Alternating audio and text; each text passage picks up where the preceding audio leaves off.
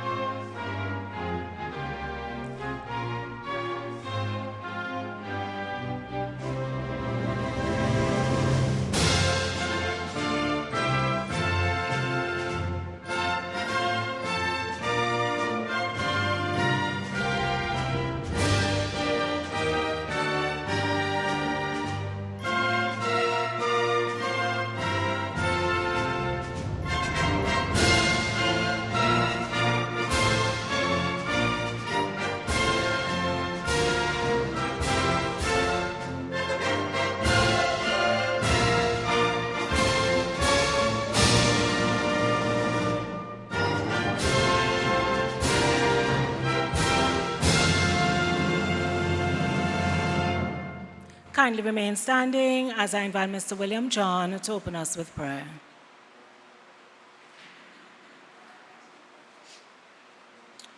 Good evening. Heavenly Father, as we gather this evening, we ask you for your guidance in our deliberations. May we seek unity and common grounds in the midst of differing ideas, fostering collaboration. And Father, we pray that the outcome will be one that brings glory to your name and growth and development both to the island of Tobago and to the nation of Trinidad and Tobago. This we ask in Jesus' name. Amen. Thank you, Mr. John. You may be seated. Thank you again for joining us for this second public meeting. My name is Avian Parks. And this afternoon, I'll be taking us through the paces of this consultation. So we are here to discuss the findings of the environmental impact assessment. We had the first meeting last year, May 2024. I think I'm seeing some familiar faces, and we are here at this juncture. So just to add some context to this evening's discussions, the environmental impact assessment is a requirement of the EMA, the Environmental Management Authority. And it's a tool used to identify environmental, socio-cultural impacts prior to decision making for the CEC, the Certificate of Environmental Clearance. It's required dependent on factors such as the nature or scope of the project, the scale of the project, the location. That's if it's close to an environmentally sensitive area or green field site. Some of the factors that the EIA would consider include public consultation, hence the reason we're here today, legislative and regulatory framework, description of proposed project, description of environmental conditions, significant environmental impacts, mitigation, and monitoring plans. So at this juncture, I would like to acknowledge our head table. On my left, we have Mr. John Aboud, the developer, and on my right, you'll be hearing from these two persons giving presentations, Dr. George Sammy of Eco Engineering Consultants Limited and Fredericka Deare of Kairi Consultants Limited. After the presentations, we shall be opening the floor for a period of questions and answers, and I think that's the highlight of the afternoon or the evening. So without further ado, allow me to welcome our first presenter who will firstly do a project overview, Dr. George Sammy of Eco Engineering Consultants Limited.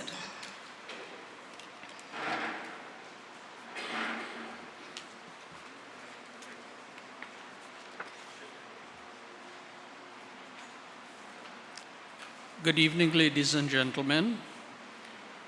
My task first is to give you a little overview of the project, which was described in some detail at our first public meeting, and to repeat. At the first public meeting, the environmental studies were just starting, and it's a requirement of the EIA that we come and let you know at that time what the various studies were going to be.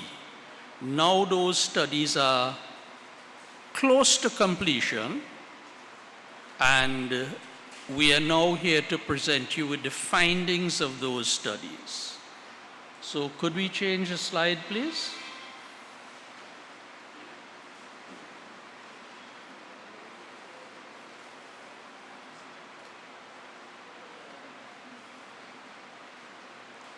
Okay, so this is the conceptual master plan that shows the various elements that are proposed for the project at this time. We are looking at a hotel. We are looking at individual family homes. We are looking at villas, and we are looking at some weekend cabanas which are scattered in this area. This differs from the one that we presented at the first meeting in that the proposed sewage treatment plant is no longer at this location, and I'll explain why as we go along.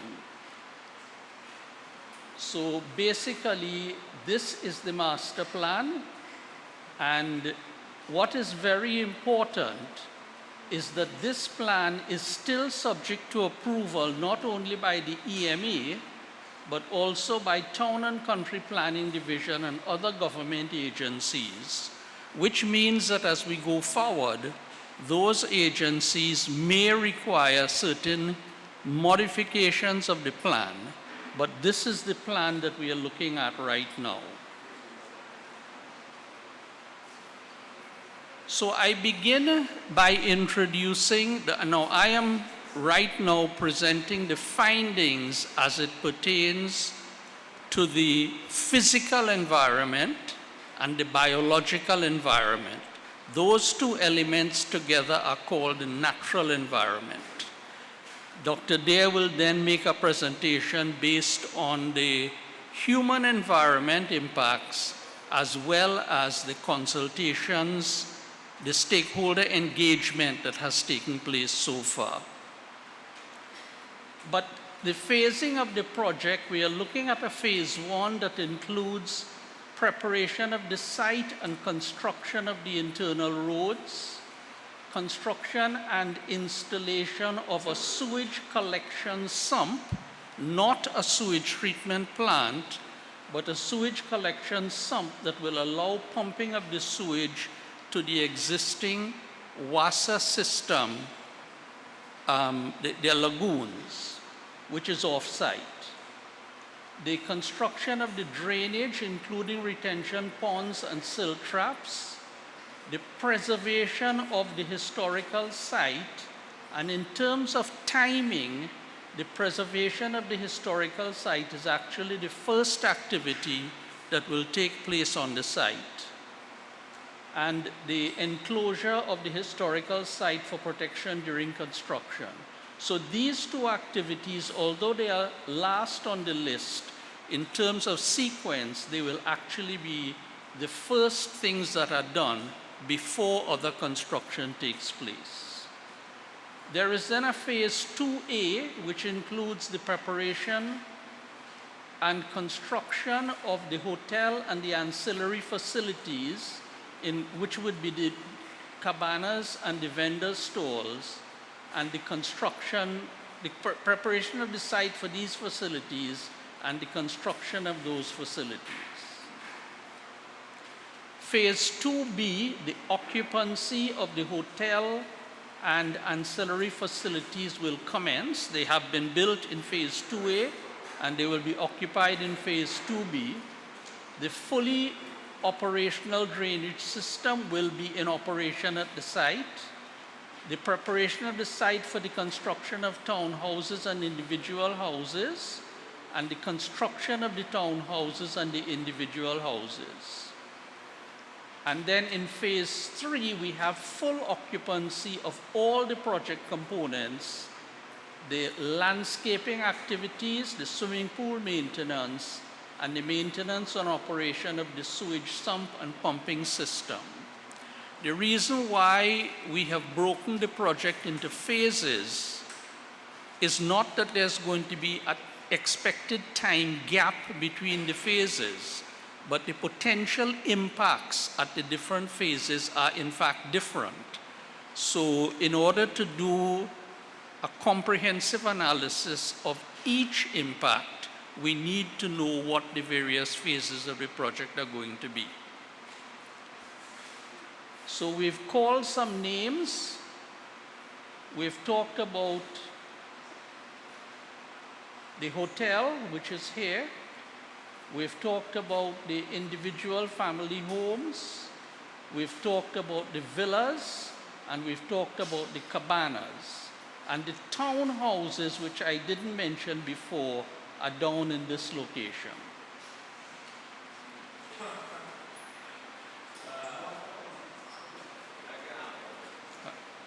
The environmental impact assessment contents is specified by the EMA. So we start with a legislative and regulatory framework, institution and financial mechanisms, a project description, a description of the environment, and that is the environment as it presently exists. The analysis of project alternatives, stakeholder engagement, impact analysis and mitigation measures on the natural environment, climate change impact analysis and mitigation measures on the socio-economic environment, environmental and social management plans, and monitoring and intervention strategies to ensure that what has been predicted is in fact what is happening, and if in fact there are variations from the predicted impacts, they will all be adjusted under the intervention strategies. Now, I'm not going to go through all of those chapters in detail. We are going to talk about the natural environment as it presently exists. We are going to talk about the prediction of impacts, and we are going to talk about the comparison of alternatives. What were the alternatives that were considered? And was any of them found to be a better alternative than the one we are proposing?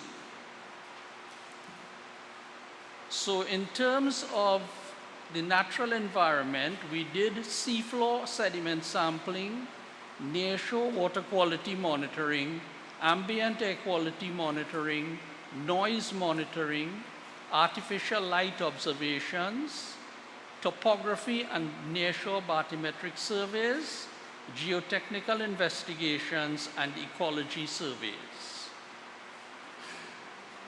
This slide shows the locations of the water quality and sediment sampling locations. This slide shows the air, noise, and light monitoring locations. This slide shows the transects that were done to document the floral composition presently on the site. And we can always come back to these slides if anybody has specific questions about them. And of course, the benthic sampling, and when I use the word benthic means the seafloor. So we sampled the seafloor to find out what organisms, especially microorganisms, were present in the seafloor. And these are the locations of the benthic sampling, these blue ones, and these are the locations of the fish survey. Okay, so we come now to the description of the natural environment. What is there now?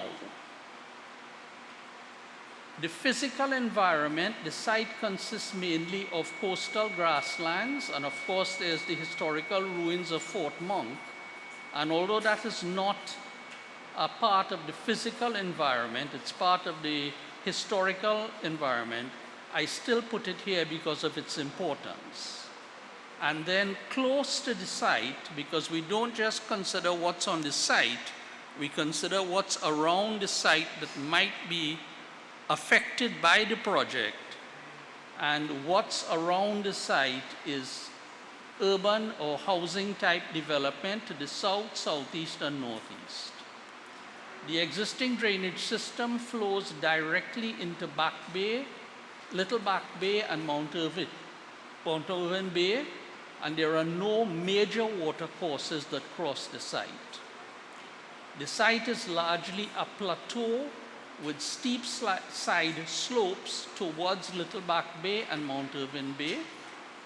The bathymetry of Little Back Bay shows a smooth, gradual depth increase from the shoreline, whereas the bathymetry of Mount Irvin Bay is more variable. And in terms of waves, at Mount Irvin Bay, waves approach generally from the southwest, but at Little Back Bay, the waves approach more from the northeast. And the currents predominantly flow to the southwest in both bays. Mount Irvin Bay is divided by a coral algal outcrop and experiences seasonal erosion and accretion cycles. There has been a slight increase in beach width in this area between 2015 and 2024, and I must acknowledge that some of the historical data going back to 2015 was very kindly provided by the Tobago House of Assembly, their environmental division.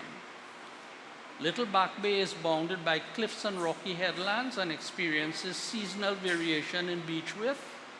There is a long-term trend from 1992 to 2015 where the net beach volume has been decreasing. The project area is dominated by coralline limestone and volcanic sedimentary rocks. This is on the site itself, not the marine area around the site. There are no geological faults on the site, but there are two significant geological faults: the Southern Tobago Fault to the southwest of the site, and the Black Bay Fault to the northeast of the site. And the relatively close presence of these two faults requires an earthquake-resistant design. The site is underlain by porous coral limestone, allowing water storage and transmission, but no groundwater was encountered in the test pits that were dug on the site by the geotechnical engineers. And that only means that the water table is lower than the depth of the test pits. Sorry to interject. What I should have mentioned before Dr. Sammy started is, if you have any queries on this slide, the number is at the bottom. Just kindly take a note of the slide number, so when it comes to the question and answer, you can actually make reference to this slide. So the numbers are on the bottom right corner. You're not seeing anything. Well, if you manage to recognize them, you can take note of the slide number so you can make direct reference to that particular slide.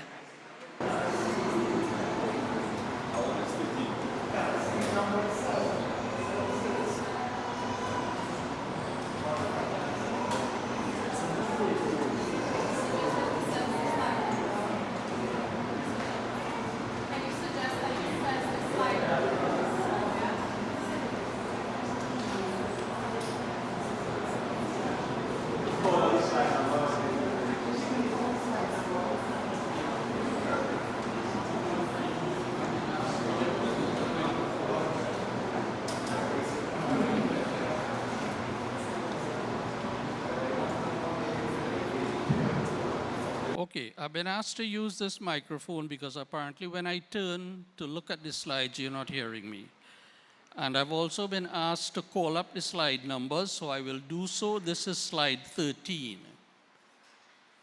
Now we come to the biological environment, and the site consists of coral fringe vegetation and open grassland, coastal fringe vegetation and open grassland. And we recorded 21 plant species during our ecology surveys. 56 bird species were observed on the site, none of which is classified as threatened, rare, or endangered. Terrestrial fauna that was observed on the site includes 4 species of lizard, a snake, the red-tailed squirrel, and the hermit crab. And again, none of these is considered threatened, rare, or endangered. No seagrass was observed directly off the site, but marine flora, marine plants, such as sea pearls and green algae were observed at Mount Irving Bay. And 52 species of fish were recorded, most of which are classified as species of least concern. However, the mutton snapper is classified as near threatened, and that was found during the fish surveys. And this is slide 14. The benthic macrofauna, the animals and plants living in the seabed, showed low numbers of species and low numbers of individuals. 29 coral species were recorded in the offshore vicinity of the project, and 17 of those species are threatened, and of the 17, 13 are considered critically endangered. 28 species of other fauna were observed in the coastal and nearshore marine areas, but none of these fauna, and fauna means animals, flora means plants, none of these fauna were classified on the red list, which is the list from which we determine which are endangered, which are threatened, etc. And the leatherback and hawksbill turtles use Little Back Bay Beach for nesting, both of which are environmentally sensitive species under the EMA's classification. This is slide 15. Now we looked at a number of alternatives to the project, and in consultation with the developer, we basically asked what can we do with the project? A development consisting only of housing. And obviously, if we go to a development consisting only of housing, the number of houses will be significantly higher because the hotel area and the villa area will be replaced by housing. We considered a development consisting only of marine-based activities on the site. We considered the current master plan with the inclusion of a marina and docking facility, and we considered the no action alternative, which is that the site is just left as it is. None of these was determined to be the preferred alternative. We also considered alternatives for sewage treatment. At the first public meeting, we talked about sewage treatment on site. But based on a comment that came out of that first public meeting, we did go to WASA and start exploring with them the possibility. So the on-site sewage treatment is what we talked about for the first meeting. We did talk to WASA about treatment at the Saman Grove waste stabilization ponds, which are existing. Now, obviously, that will require pumping and sewers from our site to those ponds to get the sewage to them, and the use of on-lot septic tanks And one of the problems with septic tanks is that you don't actually see where the treated sewage goes. And people therefore assume it's not causing a problem. Throughout the West Indies, there has been ongoing research which shows us that on-lot sewage treatment with septic tanks does cause a significant concern with respect to groundwater contamination. So of these three alternatives, the one that is presently preferred is building a sewer system to take the sewage off the site to the Saman Grove waste stabilization ponds. We have started talking to WASA. They have been reasonably receptive to the idea, but what we need is not just receptive, we need an approval. So that until that comes, we cannot say definitely that this is going to be the alternative. We can only say that this is the alternative that is preferred at this time. So now we come to the analysis of impacts on the natural environment. As I said, Dr. Deare will be presenting analysis of impacts on the human environment. And this consists of 4 steps: identification of the potential impacts of the project, establishing the significance of those impacts, where do they occur, who are affected, and how are they affected.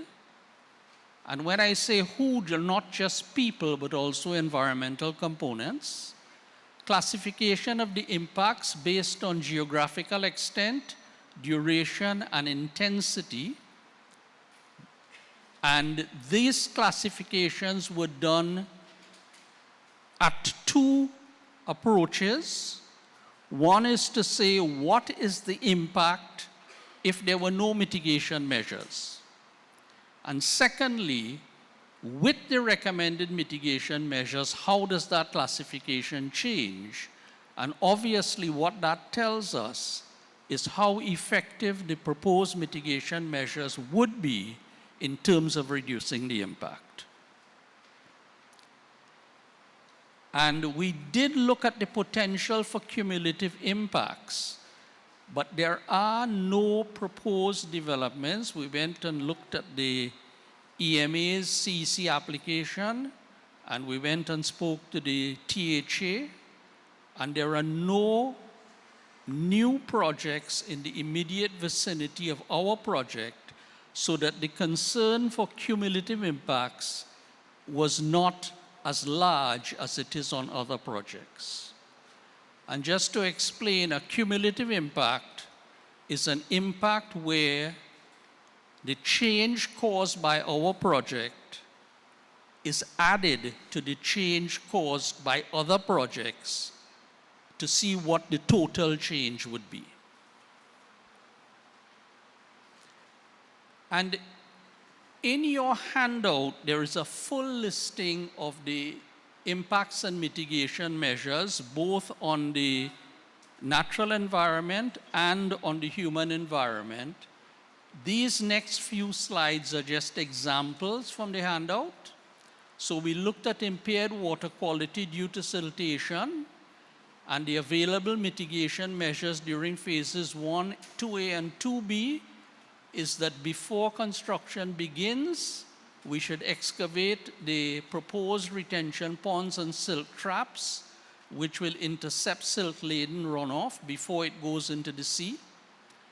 Clear and desilt these retention ponds and silt traps regularly to maintain their effective capacity.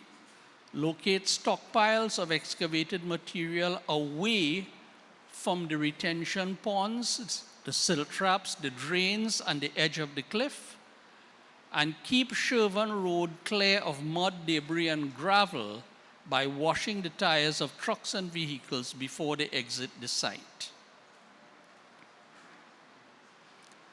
When we come to phase 3, the mitigation measures with respect to siltation would be keeping all drains free of silt and extraneous matter, desilt the retention ponds regularly, as we had done before, explained before, temporary placement of excavated silt in close proximity to the drains is to be avoided, and dispose of the silt excavated from the silt traps and the retention ponds at Studley Park landfill or at another approved site. When we come to the question of dust, and remember, I'm just giving you some examples, during phases 1, 2A, and 2B, we clear only the areas required for site preparation and construction at the given time and maintain vegetation in other areas until those areas are needed. Replant areas which may become denuded as early as practical. Cover the tray of all transport vehicles. Keep the aggregate stockpiles to a minimum and use them as soon as practical. Implement dust control measures such as compaction of the exposed areas and frequent wetting. Cover the smaller stockpiles or store fine aggregates in bins and silos to prevent wind erosion. Establish a wash bay at the site to wash the truck tires. Optimize the use of vehicles and equipment to eliminate unnecessary vehicular movements. And what this basically means is we don't want to have 20 half-full trucks coming to or leaving the site when we can do the same work with 10 full trucks. So you optimize the use of the trucks. And enforcing traffic speed limits within the construction zone, which would minimize the potential for the dust being blown off the vehicles. The loss of terrestrial vegetation, we are talking now about the biological environment. Phases 1, 2A, 2B clear only the areas required for site preparation at any given time, site preparation and construction. Maintain vegetative cover as far as practical in areas designated for the establishment of buffers. Revegetate temporarily cleared areas as early as practical. Commence landscaping works, including the creation of green spaces as early as practical. And obtain necessary approvals and permits from the Department of Natural Resources and Forestry for the felling of tree species which are listed in a particular schedule of the Forestry Act. In the Forestry Act, there's a list of species of trees that must not be cut down without permission.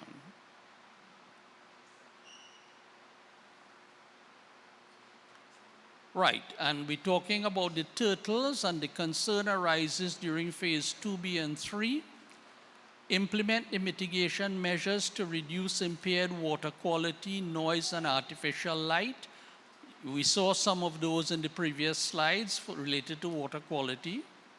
Prohibit hunting and harassing of sea turtles and taking of eggs by workers and hotel guests. Post signage on the site to alert workers and hotel guests that Little Bay is a turtle nesting site, and of the beach restrictions that arise from the fact that it's a turtle nesting site. Beach furniture to be removed from the beach just after sunset, especially during the nesting season. Prohibit lighting of bonfires on the beach during the turtle nesting season. We are suggesting that the hotel can adopt a turtle watch program during the nesting season that allows tourists and residents to protect the nesting turtles, and clearing the beach of litter and debris done manually rather than with equipment, since equipment will compact the sand and create deep ruts can create deep ruts in the sand. So basically, this is a summary table. These are the classifications of the impacts after the application of mitigation measures. And I'm just going to focus on the changes that are considered moderate. You'll notice that some have been effectively eliminated by the mitigation measures, but altered topography, which is an unavoidable consequence of the project, that is rated as moderate. Impaired site drainage or altered site drainage is again an unavoidable consequence of the project, and that's classified as moderate. Impaired water quality due to siltation in spite of the number of mitigation measures which I showed you, the classification is still moderate rather than low. And the disposal of fats, oils, and grease, and you notice that this applies to the occupancy phase rather than the construction phases, and that is considered moderate based on the classification system that was used. We come now to the impaired air quality, dust. That is considered moderate even after the application of the mitigation measures. The exhaust emissions, similarly, that's the emissions from vehicles and equipment. Artificial lighting is considered moderate during the construction phases, some of the construction phases, and during the phase 3.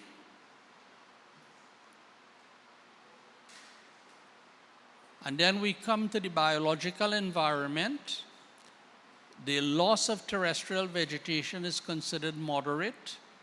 The loss of terrestrial habitat is considered moderate. And you notice it's not applicable in phase 3 because these changes will already have taken place during the construction phase. So there's no further change during phase 3.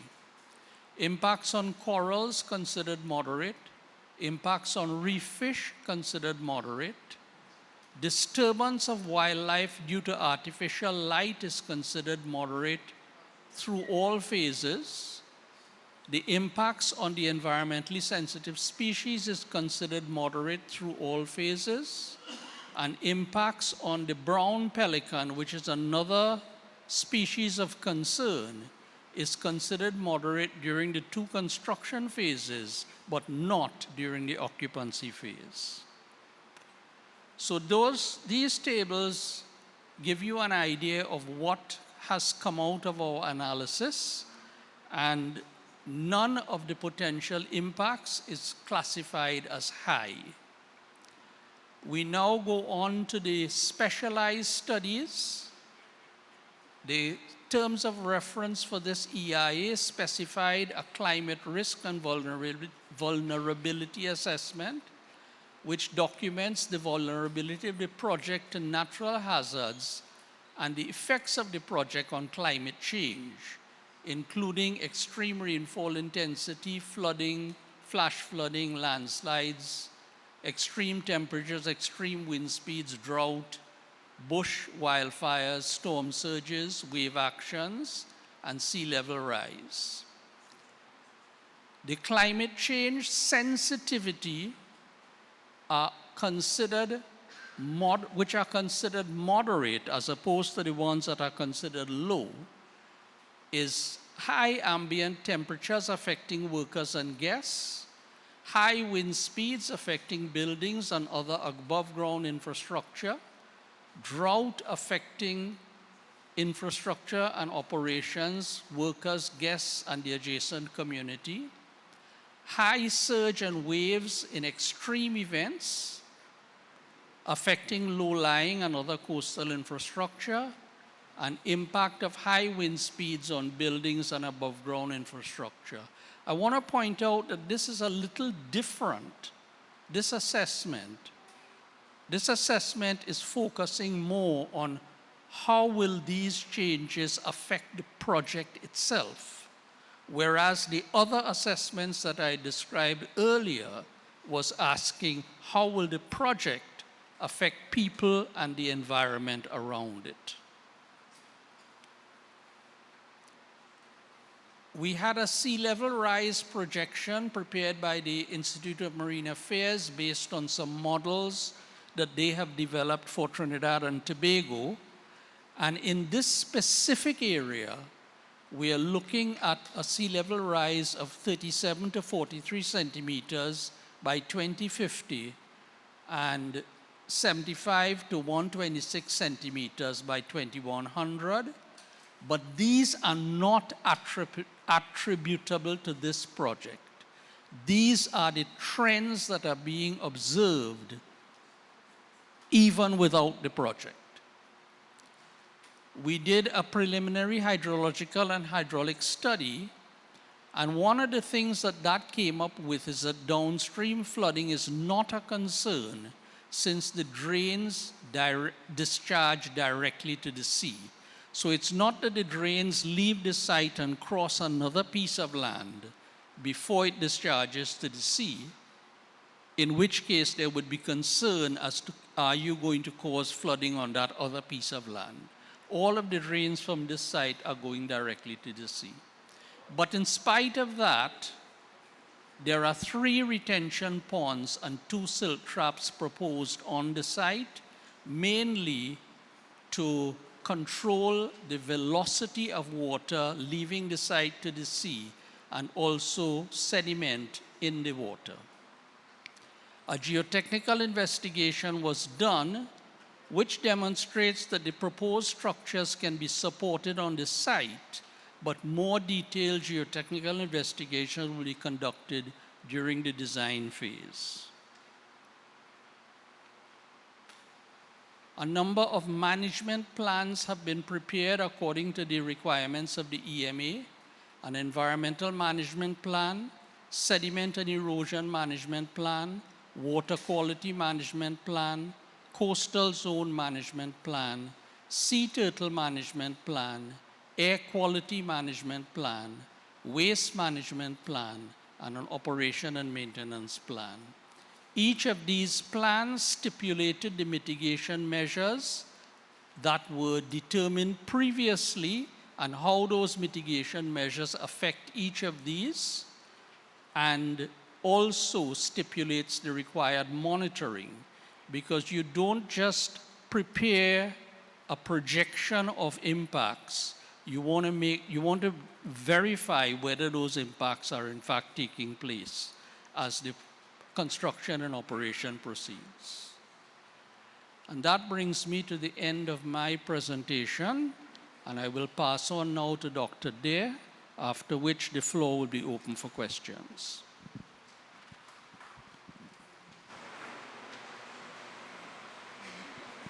Thank you very much, Dr. Sammy. Before Dr. Deare comes, allow me to recognize our Assemblyman Sonny Craig, Assistant Secretary in the Office of the Chief Secretary with responsibility for the environment, climate change, and energy. And he's also the area representative for Bukumong Pleasant, Canaan constituency. Mr. Craig, we welcome you. So we will now hear from Dr. Deare, who is going to give her presentation on the EIA findings as it relates to the sociocultural environment. Thank you.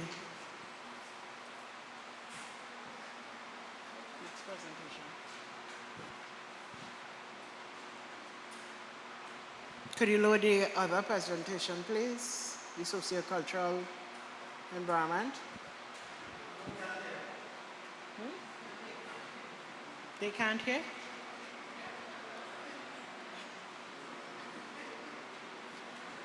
I think no, Karina? Yeah.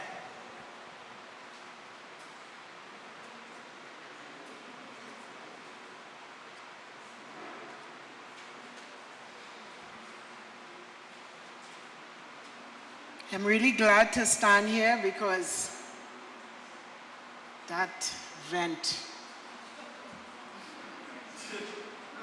is punishing.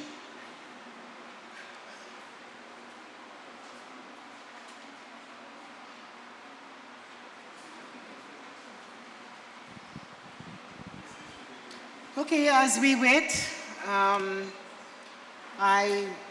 will say thank you very much. I could probably start my presentation because and just give you an overview of what my presentation will be about.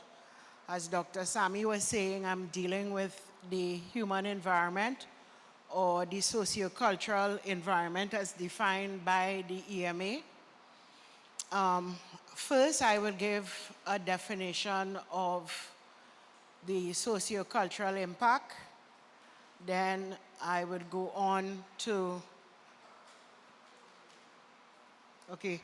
then I would go on to talk a bit about the different steps that we took. Not much because we did go into detail in the first consultation, so I just have one slide on that. We're going to talk a bit about the impact areas. Of course, saying that the impact area for the natural environment is different from the social environment. When we start talking about the social environment, we are really more or less talking about our communities and settlements and all the things that humans normally impact. Okay, so I would start.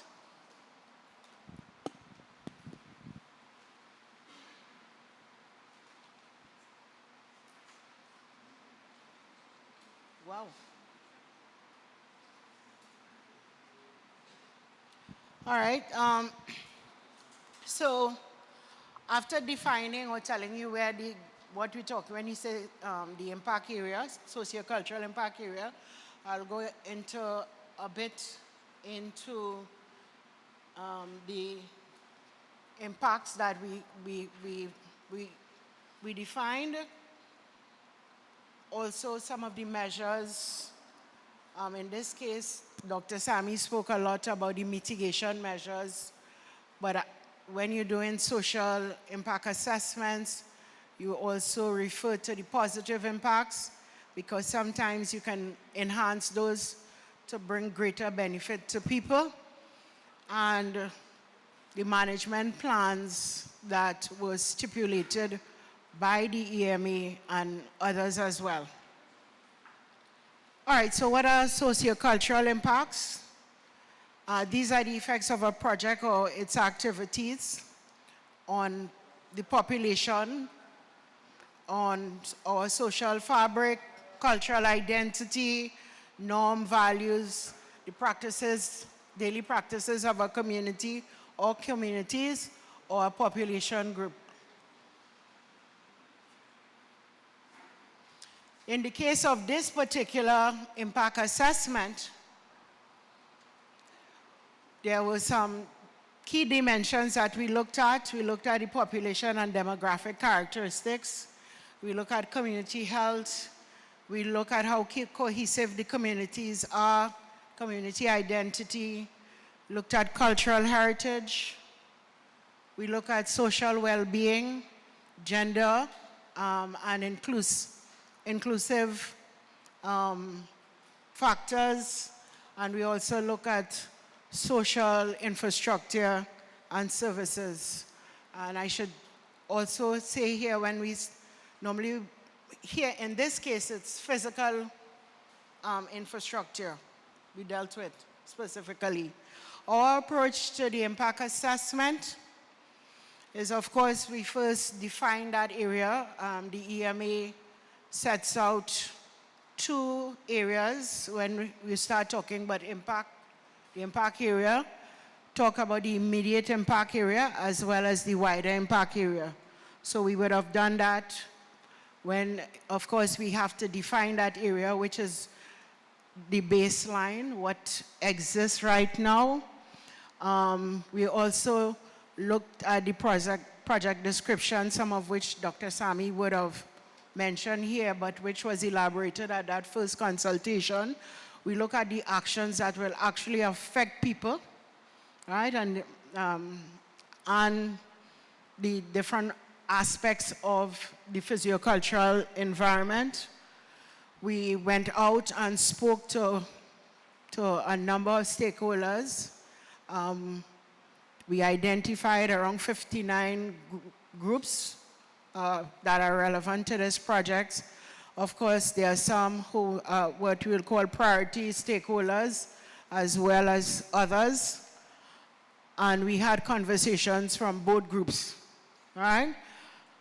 In all, I think we had about 60 plus meetings. It was far and wide, including a business forum that took place last year. We used that information generally to come up with our impact areas. What are we going to look at? And of course, out of those impact areas, they can either impact positively or negatively, or adverse, as we would say. So whether they are beneficial or adverse. And of course, we came up with mitigation measures. And when we say mitigation, it's either to avoid or to minimize the impact, prevent the impacts altogether.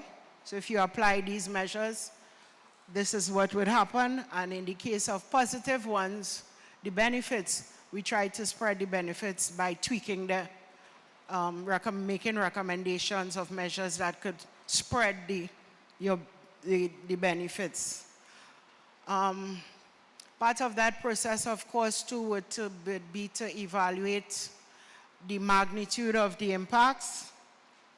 And of course, that is done pre-mitigation or pre-enhancement and post-enhancement. The results that we have here that are showing on these slides, Dr. Sammy would have started.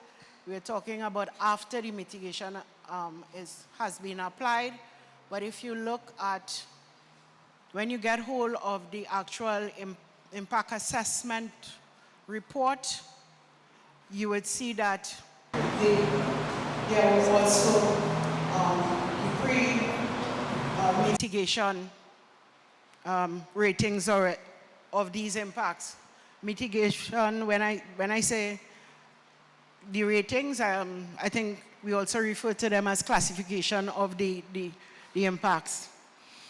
Of course, you have to monitor and manage these impacts just as you do with the natural environment. We do so with the socio-cultural environment and come up with a social management plan as well as mechanism for monitoring.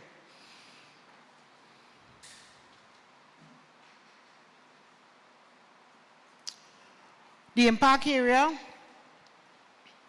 so there was a focus, of course, on the immediate impact area, greater focus, and the wider impact area, of course, is Tobago. The communities that were examined include Boko and Coral Gardens, Mount Irving, Black Rock, Colan, Bethel, all the way up to Plymouth. You would see in the map that you have different boundaries beyond what is said are the 5 communities that we look at. That is because as humans, we tend to define one way, and our agencies tend to define another way. So for example, the boundaries that you're seeing is really the boundaries that is set by the Central Statistical Office, CSO. These are the boundaries that CSO has, and that is where we would have information, hard data about the communities. Our last census, which was, as we would probably know, was in 2011. So that is the latest information. When we did, had our discussions within the communities, we would have asked certain questions to, of course, gauge whether or not there has been a lot of changes based on the information that we get from that census. So this 2011 is dated, as you can see. The population size, they estimated, they counted. Since it's a census, it's supposed to be the exact numbers was just under 5,500 persons, which represent about 9% of Tobago's population. Settlement patterns, and you have these coastal population clusters from Rocky Point. We're talking about the estate that is east and west of Rocky Point. Black Rock, Plymouth, of course, account for close to 50% of that population. So that is the two highest populated areas. In 2011, we had a youthful profile with 55% of persons under 35 years, with young adults between 20 to 34, making up 36% of the workforce. Education-wise, close to 60% of persons living in that area, in these areas, would have had at least a secondary school education. And of that 65, that 60%, that 58%, so to speak, 60% of that would have, persons would not have left school with certificates. Formal, as we call them, formal qualification. The local economy, and here it's a mix. We're talking about Tobago as well as that immediate area that I just defined. Tobago's economy is driven mainly by government, in this case the THA, accounting for 45% of GDP, and that's between 2015 to 2023. That figure has been more or less steady. Tourism, in terms of private enterprise, drives the economy, so it's the backbone, with 13 to 14% of the GDP coming out from tourism activities, and it also has the majority of jobs in the private sector. The niches, the tourism niches here, as you would know, is sea and beaches, ecotourism, culture, heritage, wedding and romance. The visitor mix, and everyone would know what I'm talking about. Folks coming from Trinidad make up, so it's really driven by domestic tourism. And of course, you do have some foreign tourism going on, mainly from North America and Europe. Problem areas is with regards to tourism, is limited airlift, high fares in terms of travel to Tobago. We are at the end of the chain, so that makes it, adds to our fare, prices of tickets and stuff. Strong regional competition. These days we hear a lot about Grenada and St. Vincent and the Grenadines.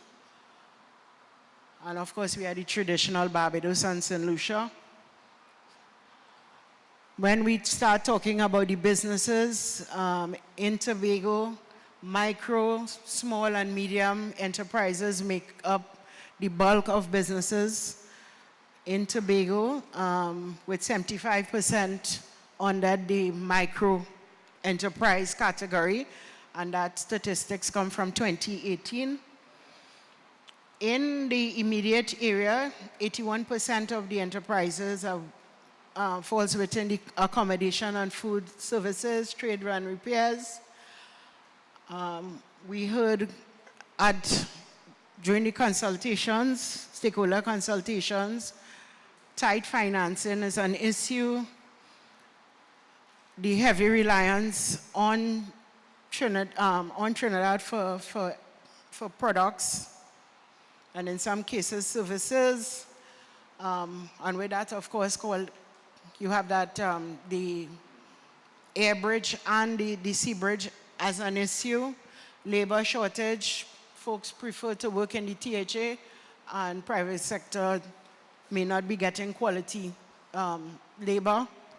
And of course, this persistent forex squeeze that seems to be a problem across the country and Tobago in particular. Talking about employment and livelihoods, talk about youth leads the joblessness. Although in recent time that has dropped from 70 to 43%. You also have a gender gap in terms of more men are active in the labor force, but this seems to be a common trend throughout the Caribbean and other parts of the world. And of course, women face higher unemployment numbers. Seasonal tourism, of course, that will drive seasonal employment as well. So that is also an issue. Underemployment is an issue. So the public sector, as we know, with THA having government-led economy in Tobago, it's the top employer.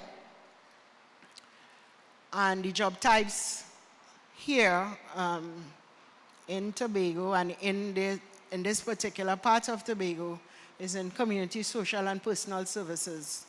And many of that is really at the elementary, or what we call semi-skilled to unskilled category. High reliance on public, we're talking about the water supply here. So public water, particularly colon treatment plant. Some folks during the consultation told us about the irregularity of the supply in this southwestern part of Tobago, especially on this side of the island. Ongoing shortage, we heard them during the consultations with communities, and of course, dry season is really harsh, and therefore, this makes it even a bigger issue. Safety and security has become an issue as well, but if you're comparing it to Trinidad, there's no comparison with our sister isle, so to speak. But numbers are going up, but Tobago remains the second lowest division, if that's any comfort, in terms of crime. Overall trend, you have a steady decline.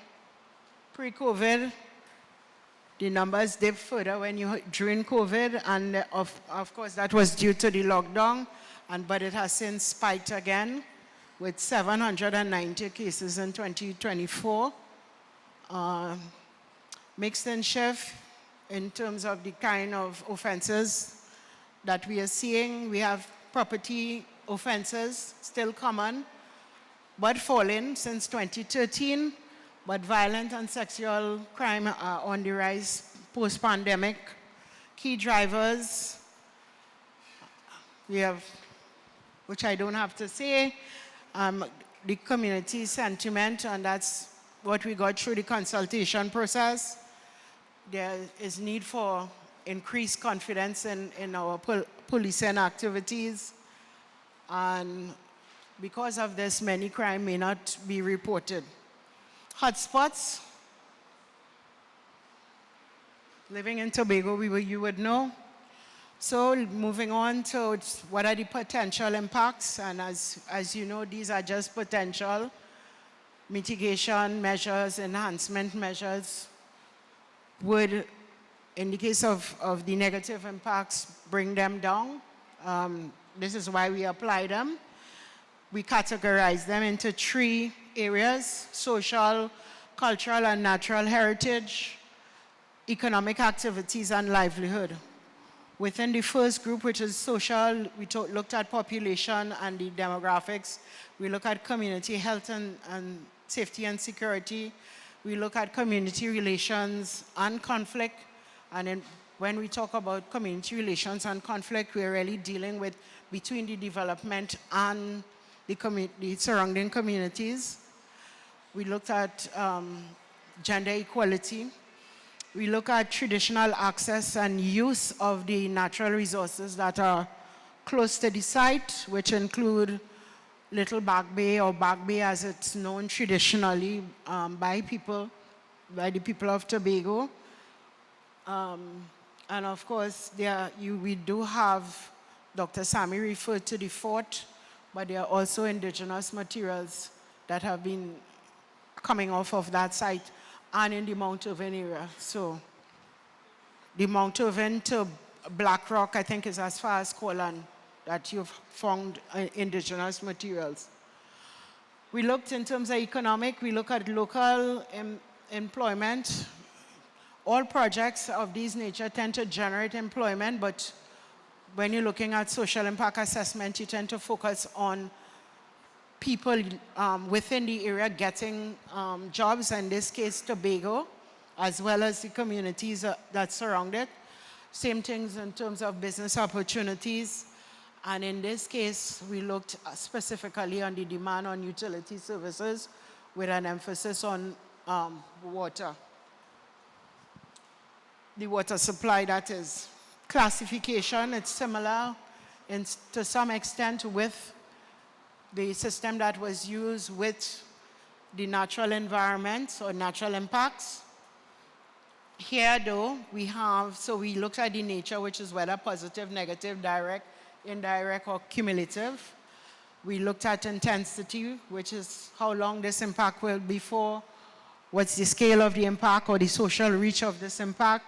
We look on whether it's reversible or not. In the case of the positive ones, whether it's sustainable or it's not sustainable. In the case of sensitive, but we have another factor here. So you have 3 dimensions here. The last one, which is not common with the natural environment, is the sensitivity, and that is the sensitivity of what we call the social receptor. That is the group of persons who will be affected by the impact. So that is factored in.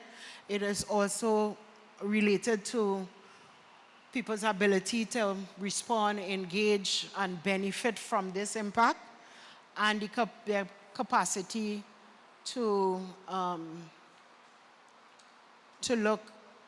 respond in terms of this induced change. All right? So this is the scale that was used. So you have your impact intensity, which I would have talked about before, and that moved from negligible to extreme, and also the receptor sensitivity, which moved from low to high. And this is with regards to your negative impacts. At the end of,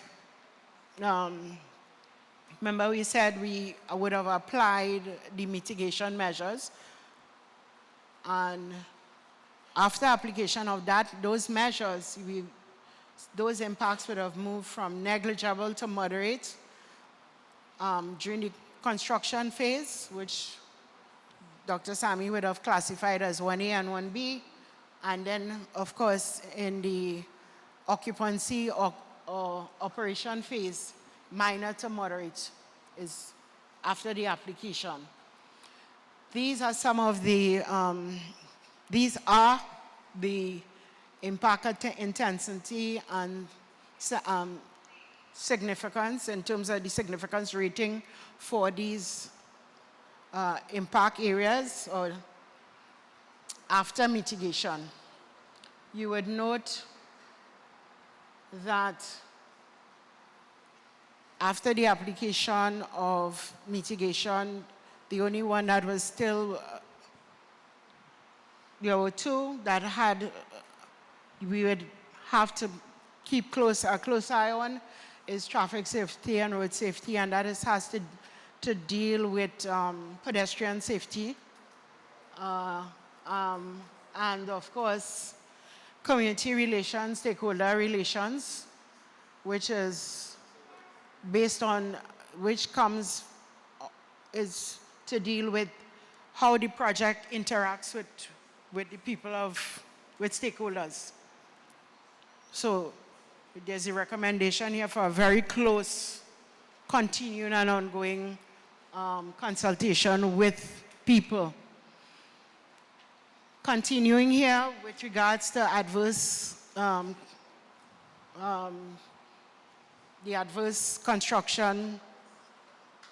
adverse impacts during construction,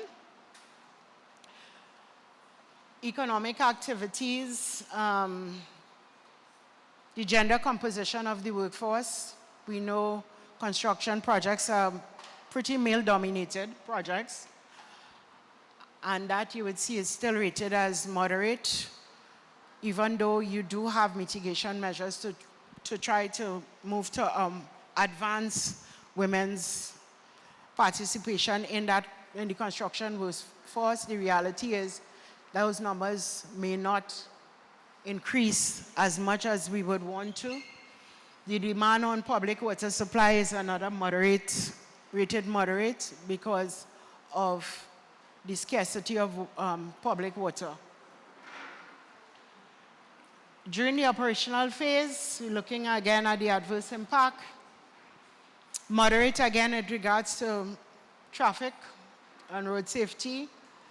Moderate again in terms of the impact significance, personal safety and security.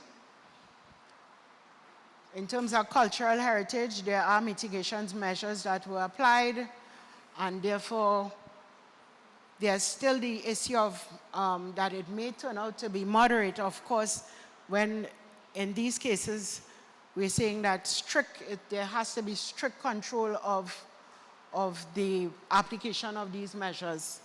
We're looking here at the positive impacts. In the case of positive impacts, talking from minor, moderate, and major impacts, those are how they are classified before the enhancement measure that is applied, and after it's applied, you would find those move from, you had range from minor to major during construction phase, moderate to major during the operation phase.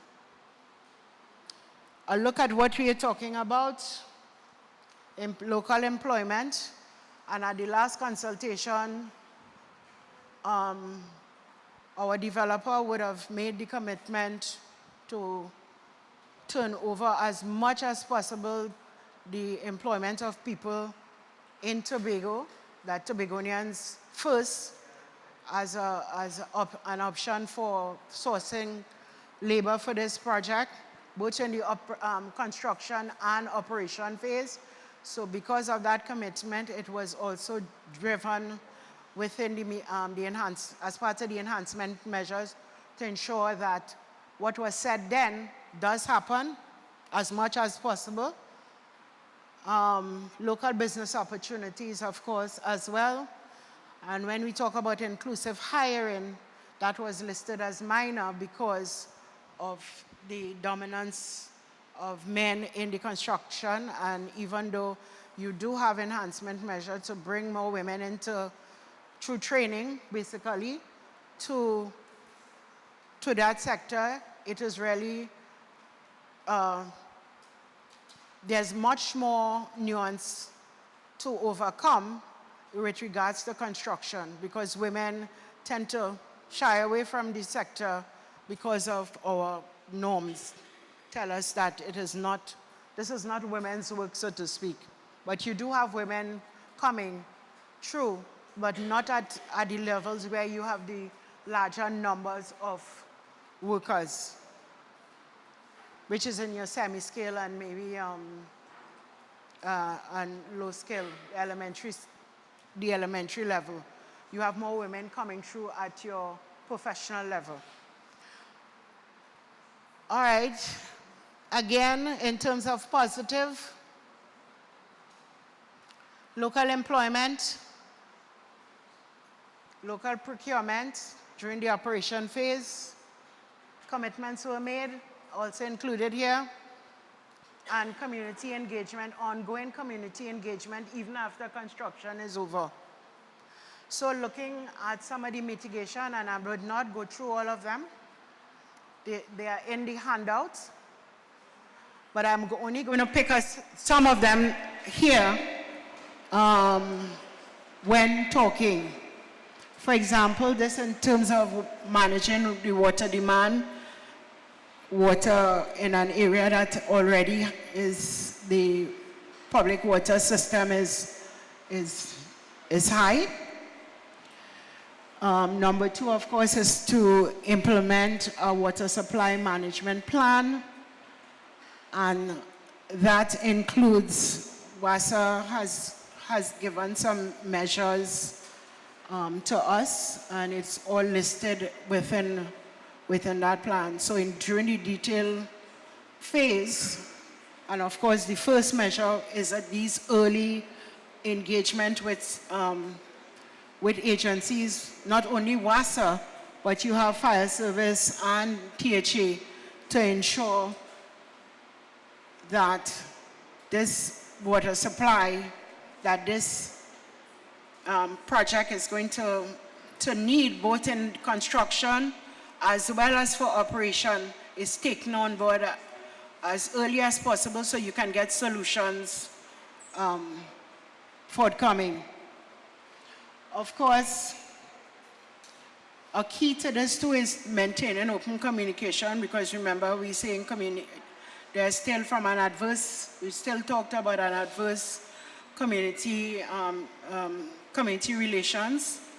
You do not want, and folks did mention it about hotels getting water while households and residents not getting water.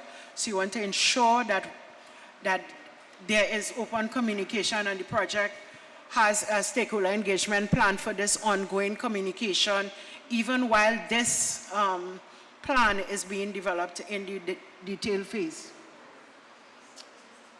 Another issue we heard of great importance to people is public access to the shoreline, and we're talking public access to Back Bay. As you know, Back Bay, if you want to access Back Bay, you have to go through the property.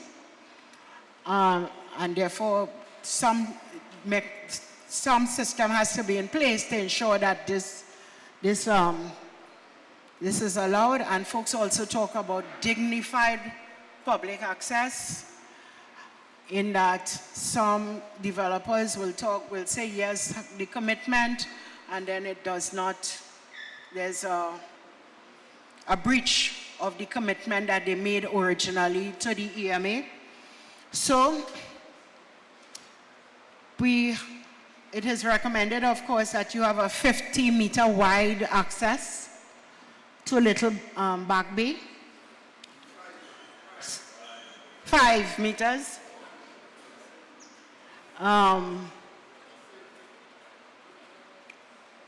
And this has to be separate from the access that is going to be possibly put in place for guests. This is for the public access. It has to be greater than 5. Future changes would require written approval from Town and Country Planning and the THA. And that should include a public consultation. If you want to, there should be no, that is to ensure that there's no narrowing of that or loss of that access. Of course, that access should be universal, so it's not just able-bodied persons to go down there. As you know right now, if you have mobility issues, if you have visual issues and other issues, so elderly people would have a problem and people with disabilities would have a problem going down to the access right now. We're saying the access has to be one, that it is inclusive, all should be able to go down.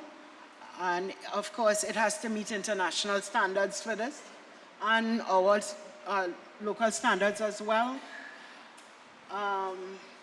The surfers have also said that they also use the southwestern part of the property to jump off into the sea.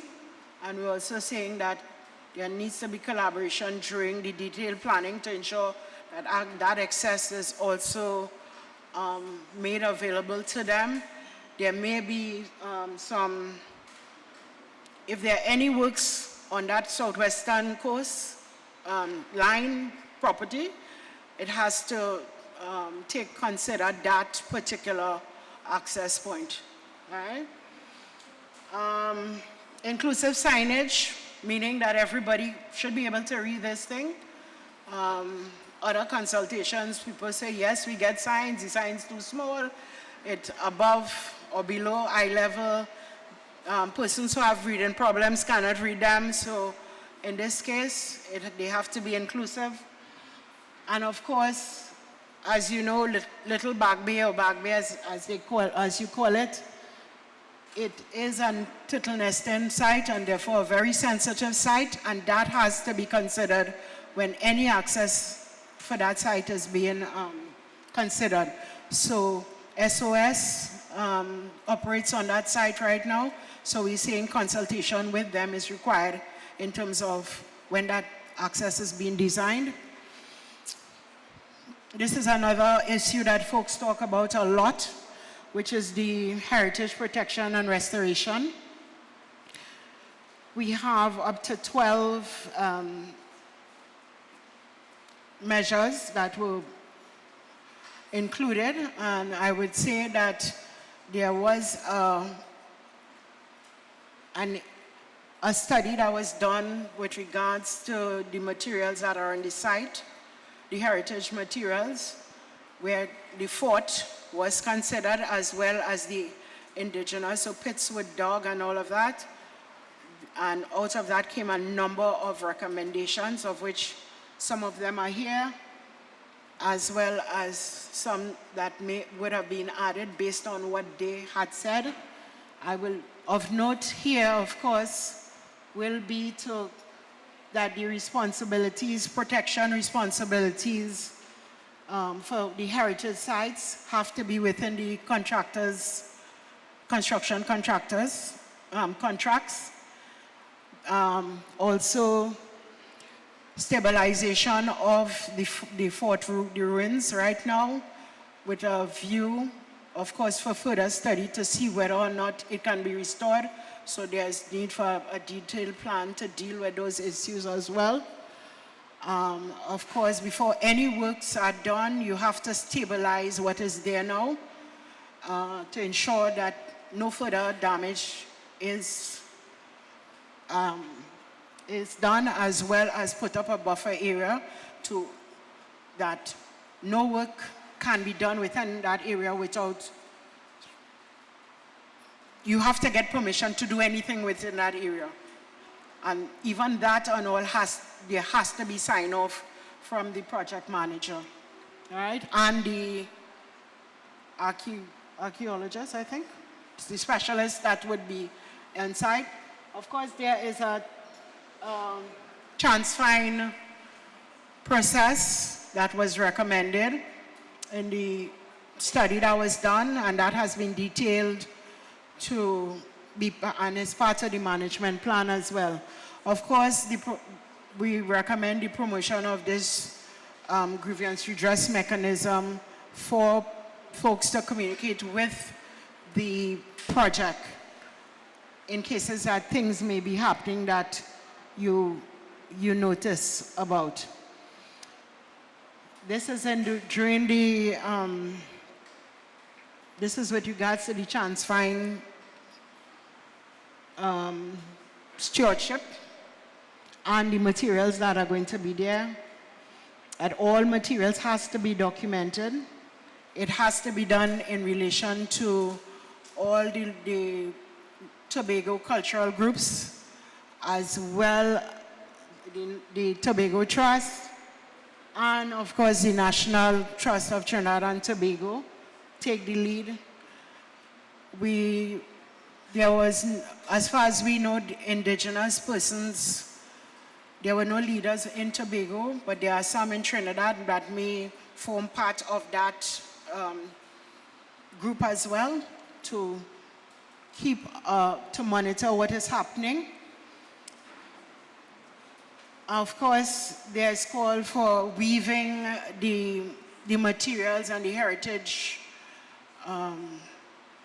materials and stories into the package that, for visitor package for that particular facility. The hotel I'm talking about, and even the development as a whole. Talk about independent oversight that stakeholders that we recommended in number 1, form a group a third-party group to help to manage that system along, to provide advice to the developer. And of course, after you have done this construction, you would need to do a management plan for its continued sustainability. We talked about, this is a positive impacts, and these are some of the recommendations, mitigation measures that were proposed in the sociocultural, this social impact, social management, contract priority given to Tobago first. I spoke about that. THA, of course, do through community development, and other departments do upskilling programs within communities, and maybe they should be engaged before to see what can be done. And in terms of upskilling some folks, of course, the interest has to be there, recognizing, of course, that first folks prefer their THA jobs, so that may become a challenge.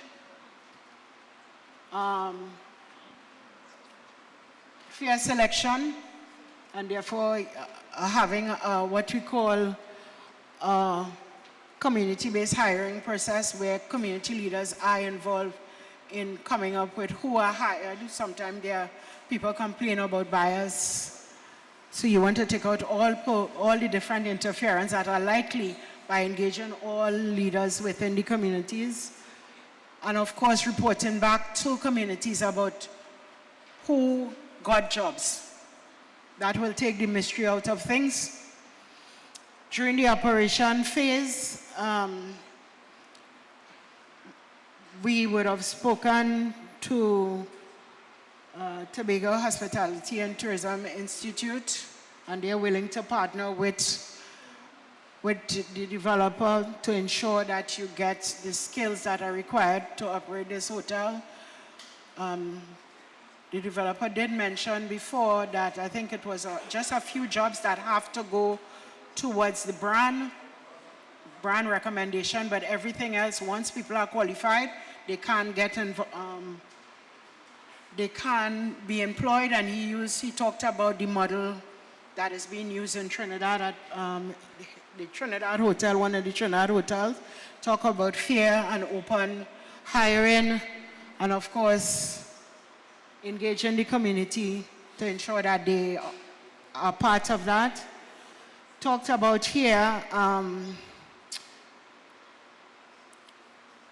we'll only talk about here in terms of the different groups during construction, as much as possible that the subcontract goes to Tobago contractors.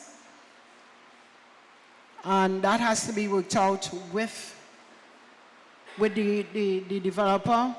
Active outreach, a community engagement, community liaison officer will work with local groups and all to flag any any problems or barriers, and that information will be taken back to the project manager in the construction phase, as well as the hotel operator and the developer during the operation phase of the project. Of course, the advertisement for jobs, be it construction jobs or hotel jobs, has to go far and wide in Tobago, not only in the community, but in this case, it's Tobago-wide. We want to make sure that as much Tobago persons do get jobs. We talk also about building capacity, also talk about working with efficient organizations in terms of securing supply, agricultural supply, in terms of the Agro Farmers Association, as well as fishermen, fish for fishermen and other produce. The specialized plans that come under the social impact assessment, sociocultural impact assessment would have been the social management plan. Went through some of the details there. The stakeholder engagement plan and the grievance redress mechanism. The objectives of the social management plan is to safeguard the community well-being, maintain open dialogue with stakeholders, prioritize local hiring and procurement, advance inclusion, ease the pressure on public water supply, protect the heritage, and to build community resilience. These are the the plans that were detailed. These are the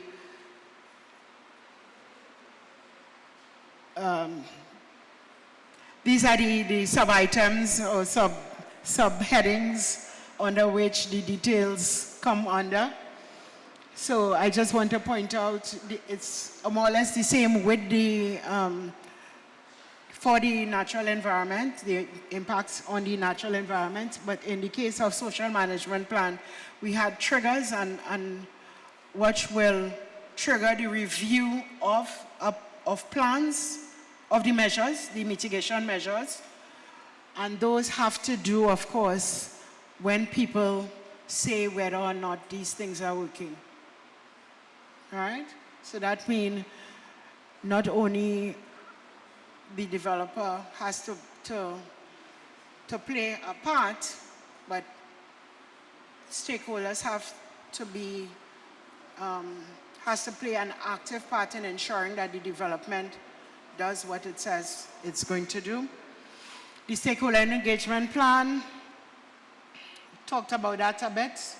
So all I'm going to talk about in the stakeholder engagement plan is the grievance redress mechanism. This is a very formal, this is a structured process that has been developed with regards to people being able to lodge their complaints and in quick time, and there are time intervals within 48 hours, you must get a response. And of course the timeline to move depending on the kind of grievance you have, because some grievance, even when you acknowledge that you receive it, you can get a solution one time. But there are those that are very serious that will need to go through all the steps that are there. And at each step, the complainant has the option to stop the process and go elsewhere, reject what they hear, and seek redress outside of this system, or again, ask for recourse within this formal mechanism. And this, everyone is getting restless now, so question and answer. Right. And back to the school seats.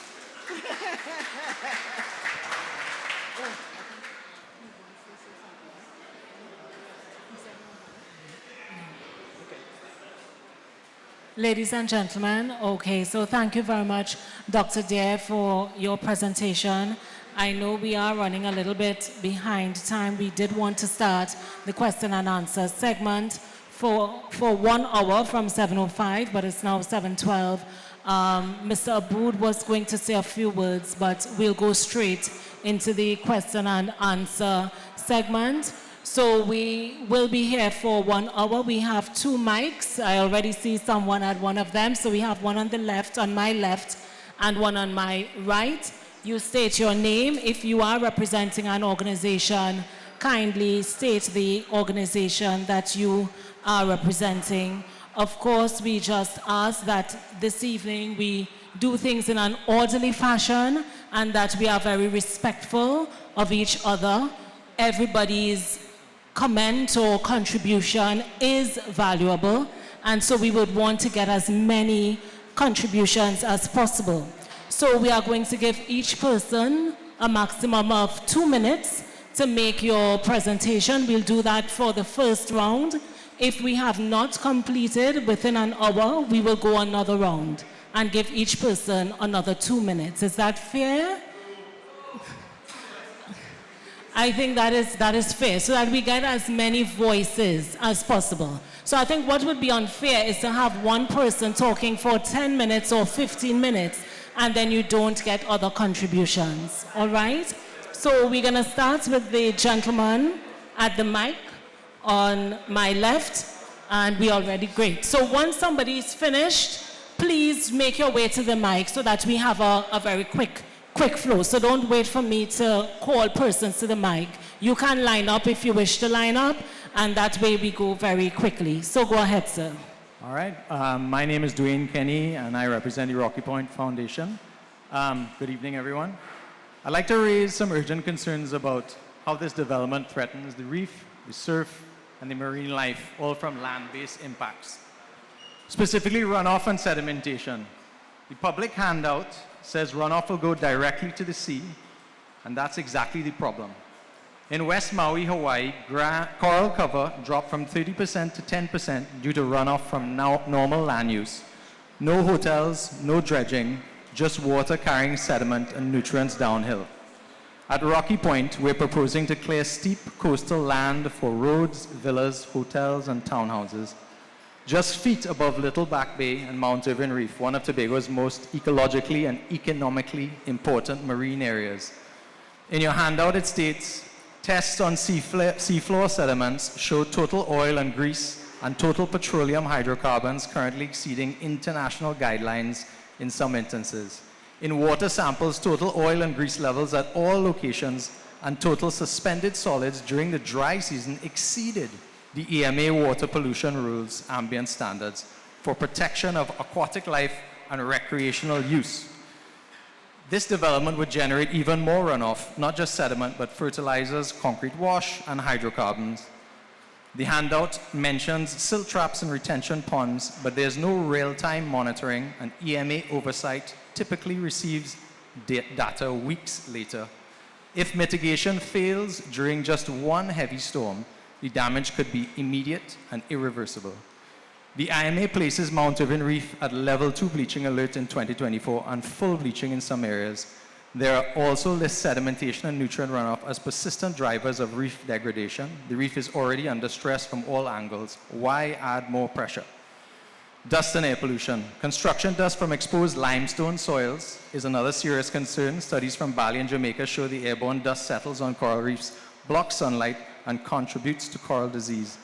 The handout downplays this as low, but that's hard to accept right next to a fringing reef and a world-class surfing break. Air quality should be monitored, and modeling should show where dust will settle on the reef, the wave, or both. So my questions is this. Will the developer require real-time, third-party monitoring and response, along with worst-case scenario modeling before any site clearance begins, during the construction phase, and after completion? Or are we prepared to risk the reef on hope alone? Thank you. Thank you, Mr. Kenny.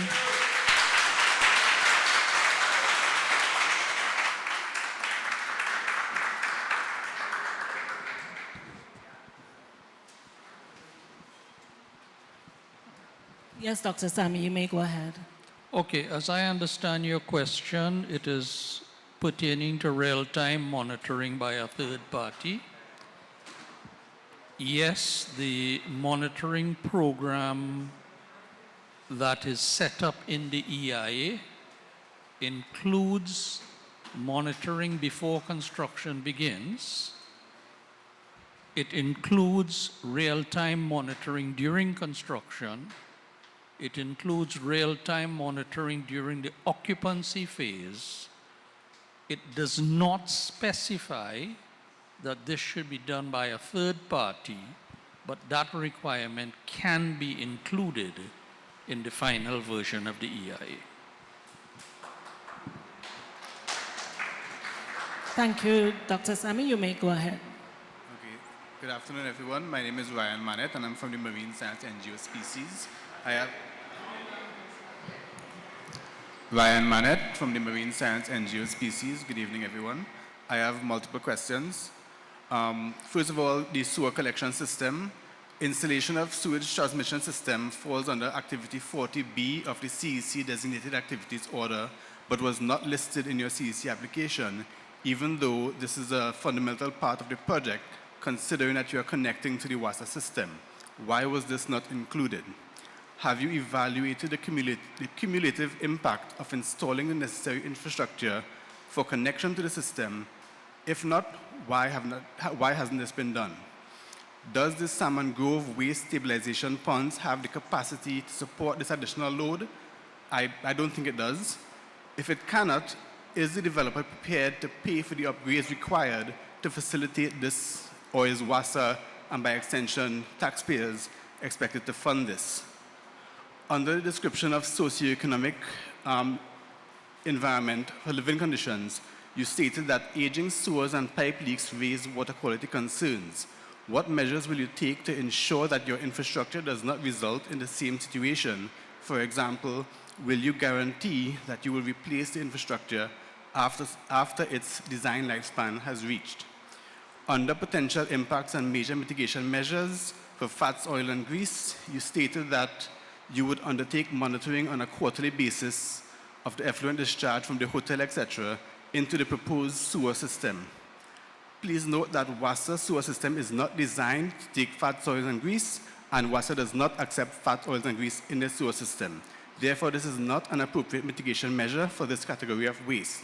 Are there any other measures in place for disposal of fat, oil, and grease? And how will you enforce this disposal in the residential area of the development?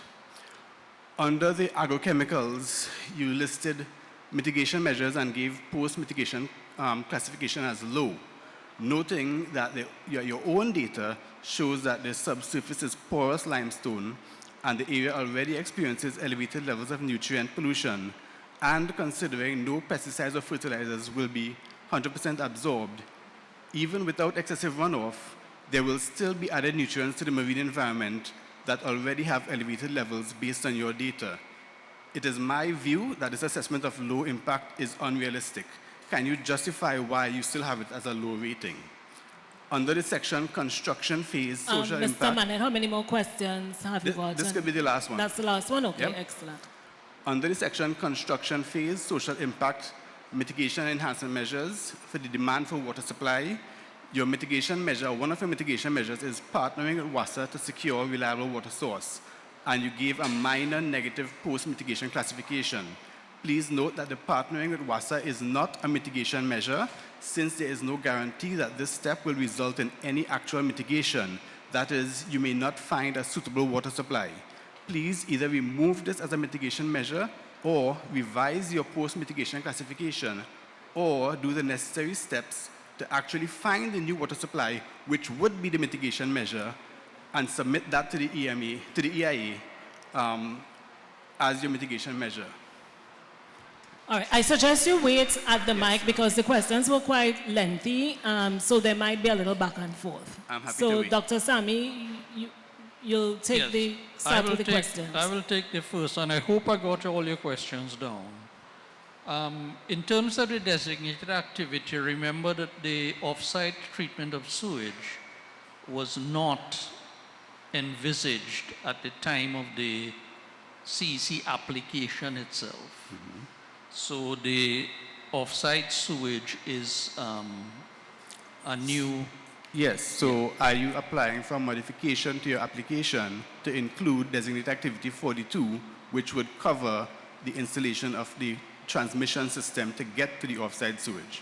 Yes, well, as I say, it wasn't included in the original CC application because it was not envisaged at that stage. Once WASA indicates to us that they will accept this sewage, then the CC application will have to be modified to include this new element arising out of the EIA. Okay, thank you. Right. In terms And of the cumulative impact, that same question, did you evaluate the cumulative impact of installing that transmission system? Because the Salmon Grove wastewater treatment plant is very far away from this area, and it will either have to go cross-country through the forest or along the roadway. So that is a huge impact to install that system. Did you evaluate the impact of that as well? We did evaluate the impact under the comparison of alternative section. We did evaluate the impact of the construction of the new sewer and pump station that will be required to get the sewage to the lagoons. Okay, so that will be in the full EIA? It is in the full EIA, Okay. yes. The replacement of facilities after the design life, yes. Sorry, you missed one. The Salmon Grove facility. Are you aware if it is capable in terms of the capacity of taking the additional load from your development? Again, we are awaiting WASA's, I said that at the very start, we are awaiting WASA's feedback on their agreement to accept this sewage. Okay, and then this question was directed to the developer. If it is not able in its current state to take that load, will the developer be willing to pay for the upgrades necessary to allow that? Okay, I can't answer that question at this point. It would depend. The developer is here, so that's what I'm asking.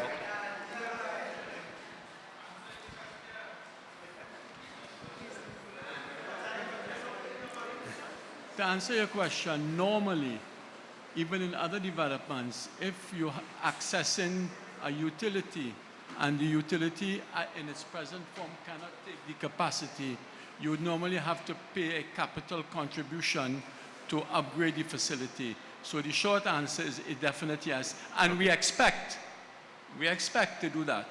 Okay, thank you. Right. The replacement of facilities after their design life, that is normal engineering good practice, and the developer will commit to that. And then you had some questions about oil and grease. Yes. I want to clarify something. WASA has not said they will not treat oil and grease as part of sewage. Okay. WASA has said they will not accept oil and grease in a pure form for treatment at their plants. So the idea is that there will be oil and grease separators. This is standard practice at most commercial kitchens. The pure oil and grease will be disposed by a certified contractor for that type of treatment. Some little bit of oil and grease will remain in the sewage. There is oil and grease in all sewage, and that will go to WASA's plant. So, well, that's not what was stated in the handout you sent. So that's why I'm asking for that's why I asked for clarification, because as a side note, although I'm not representing WASA here, I work at WASA, and I do water pollution rules compliance. And I can tell you for a fact, WASA does not accept oil and grease from cooking or any kind of oil and grease at all. Okay, so Mr. Manner, because you are not representing WASA, and I wouldn't want you to speak on behalf of WASA. No, I'm not speaking on behalf of WASA. I'm saying that what I know as a fact, Of what? All right. that this is the system that we work with, which is why I asked this question, because I know I have first-hand experience with this. Okay? All right, just a So- minute. Mr. Aboud wants to make a contribution. Just to answer that question also, and I understand the point, but we will have grease traps, and those grease traps would normally trap 90% of the grease, etc., and disposed of professionally. In other words, you need a contractor to come every so often and clean the grease traps. That's where most of the grease will end up, but as Dr. Sammy said, some might end up going in the normal thing, but significantly, the grease traps are designed to trap the grease. Okay, thank you for the clarification, because the handout that was sent implied that all the oil and grease was going to the sewage. So thank you for that, and I hope that the full EIA details what contractors or what methods are being used to dispose of the oil and grease. Agrochemicals leaching into the system. Okay, could you repeat your question? I didn't get it. Basically, you stated that the substrate is porous limestone, and you also stated that the system already experiences elevated levels of nutrients, including ammoniacal nitrogen. The fact that there will be agrochemicals used on site means that there will be additional agrochemicals leaching into the marine environment. Yet you have that listed as a low impact rating. So considering that the sensitivity of corals in that area, and you have already high levels plus additional load coming in, why is that impact rated as low? To me, that's unrealistic. So that rating should be changed to at least moderate, if not high. I would look at that again, but basically the use of agrochemicals, if used properly, will not lead to significant increases in the agrochemicals. Dr. Sammy, with all due respect, any use of agrochemicals will add to an existing problem, so it's going to cause an additional problem, a compounded problem. The proper use of agrochemicals will not cause a significant problem in an area where there is no problem. But if you already have elevated levels and you add more to those elevated levels, that's compounding the problem. That's a cumulative impact. So that means you need to revise your rating. I advise you to revise the rating, because these comments will be going to the EMA, and I hope that they will use their good judgment and agree that that is not a low impact. But I understand what you're saying. Thanks for your answer. And the last one was in terms of the partnering with WASA as a mitigation measure and having a low rating for increased water demand. And my point was that partnering with WASA in itself is not a mitigation measure. That's the step you take to find a mitigation measure. So you need to remove that as a mitigation measure and adjust your impact from low to high, or increase your impact, or actually find the mitigation measure, which is the water supply, and then you can put your impact as low. During our discussion with WASA, let me acknowledge that, the comment. During our discussion with WASA advised, make that advice. That was the first thing they said to us. They said that developers tend to come to them too late, right? And therefore, it is important that you come to them as soon as, which Dr. Sammy has indicated that they have started that process. But with regard to the water supply, the main mitigation measure, that was just one of as many as you saw that was on the board, was the development of this water supply management plan, of which WASA indicated to us you needed to control demand for the water. So in terms of constructions as well as in the operation during the hotel and people when the townhouses and these other elements that would not be part of the hotel will be in place. They also indicated during construction and operation of the hotel, you need to have a minimum amount of storage. I didn't go through the list that was there, but the list under that supply is supposed to be detailed in a big way, and then WASA would now approve. Or, so that is the bulk of the mitigation. So it was all of them that were combined to give that rating. Yes, I understand that, but my contention is that a management plan in an area that is already has a high demand and already has a shortfall in supply is contingent on finding more water for that area. So no matter what management you do, the demand will increase and the supply will not.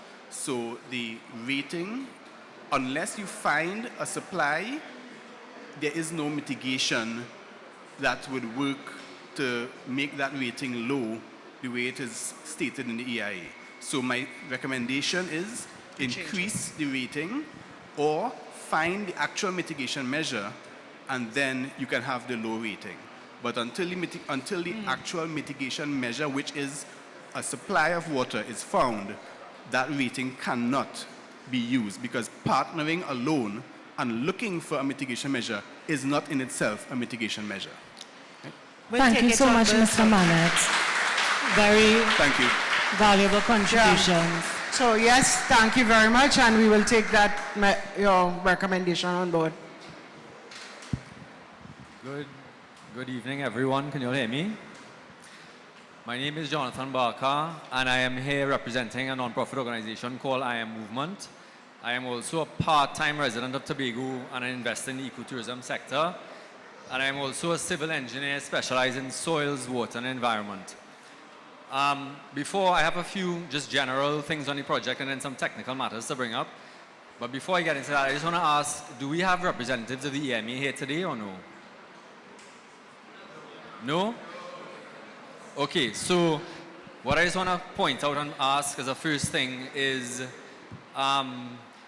with a lot of respect to the consultants, it was mentioned a few times in their presentation, reference to this project as our project. So I just want to point that out from the standpoint of there is a conflict of interest there in the reality that these consultants are probably well remunerated by the developer, which is okay, we know how this works. But I'm just pointing this out and I would like to ask for more transparency on when this moves from the consultancy into the actual decisions by non-quote-unquote compromise actors, which don't have conflicts of interest. So if you can understand where we may have a greater chance to speak up to verify that process, right? The next matter is there's public information right now available about the costs which were paid for this project and for this land. And if you look at those values in the payment plan, I'm not sure if everyone here is familiar with something called the net present value, but you have a total value paid over the course of the 99 years. But if you do net present value calculations, and that's based on different rates, and a very conservative rate is 5%, which sort of is the value of money, if you will, that brings the value that this land was purchased for, if you will, in terms of current money to be about 11 million TT dollars, which comes about $8 per square foot. So I just want to point that out, and another rate that could be looked at is 8%, which brings the value per square foot down to about $5.75. So I just want to once again, well, in bringing this up, ask for transparency on that matter, because I'm not against development that is beneficial, but it is clear that a large portion of this land is not high occupancy hotels, but for private use. And you can probably argue in certain cases, if you have a very good project, that there could be subsidies like this, but this is prime land, seafront land, to be sold at $5 to $8 TT per square foot is kind of like madness, right? So this is public information that I'm drawing upon, but I would like to just ask for transparency on that matter, right?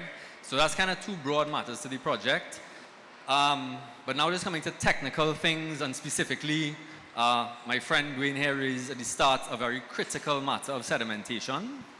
And I want to say something as a soils engineer, as a geotechnical engineer, and an erosion sediment control specialist that has worked on very large projects in Latin America, such as mines and big construction projects, that it's a very serious matter. When you talk about that, and I don't even need to get into it because everybody here has seen the plumes of sediments in bays before.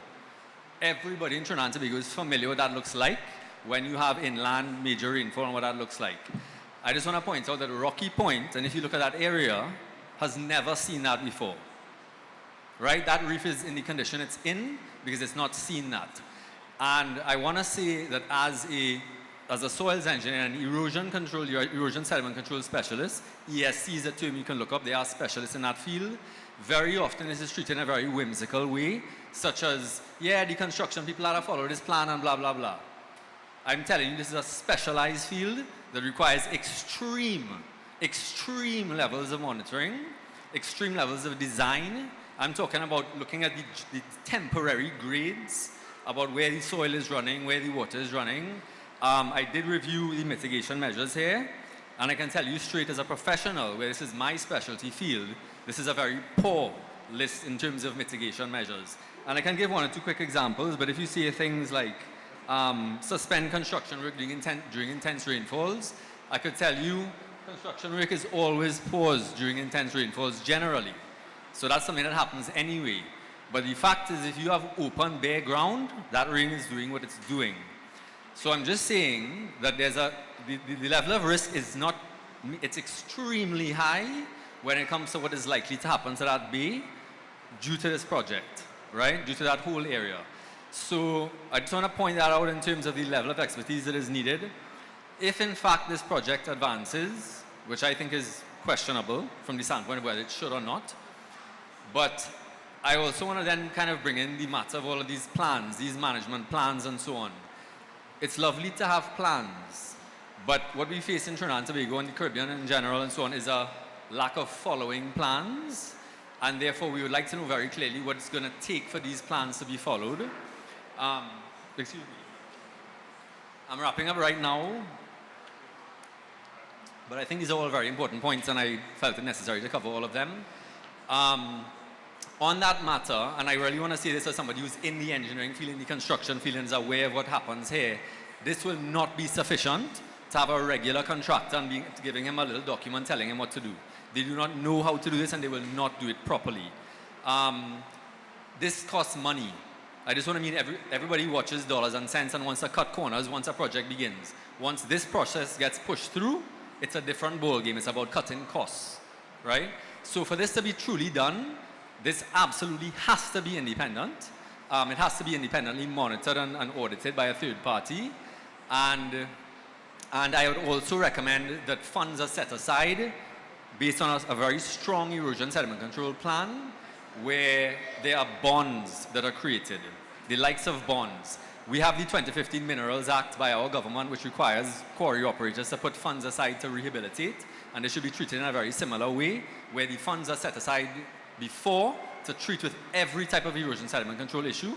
And I will tell you as a professional, I'm not sure it can be done successfully, but I'm just trying to tell you how serious it is, because that is very, if you look at the slopes, the walk down to Back Bay Beach, that is extreme cliffs facing the ocean, and those sediments have a very high chance of running off. As a professional, I can tell you that it's possible to do your best, but it's questionable whether it could actually be done in terms of mitigating that. The last thing I'm just going to say comes to the operations and the matter of sewage and coliforms. I know that was brought up, but this report states that there were no coliforms, there were no chemicals. That is critical information, the fact that that is not there right now. And I want to say that these things are often unseen. I have gotten to know developers in St. Lucia, not developers, hotel managers in St. Lucia, which is a very known coast by Castries with those hotels, which are considered beautiful waters. But I will tell you that from the owners of those hotels and people running it, they tell me they wouldn't swim in those waters because they actually know the results of what the coliform testing is. So I just mean to say that blue water does not mean clean water, and it is a very serious thing if this water is pristine right now when it comes to chemicals and coliforms. And therefore that matter of the treatment, I mean, I know the thing was brought for some mangrove, and that would probably be the best thing if it's going to somewhere that's already protected. But again, this whole thing about plans and plans and plans, it's a time-old thing. You can look at WASA's water treatment plants. You can look at Panama City, which is $80 million for a treatment plant that never worked. It is not just about building it. The operations are critical.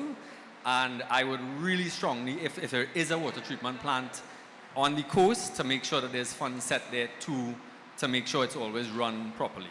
Thank you. Thank you very much.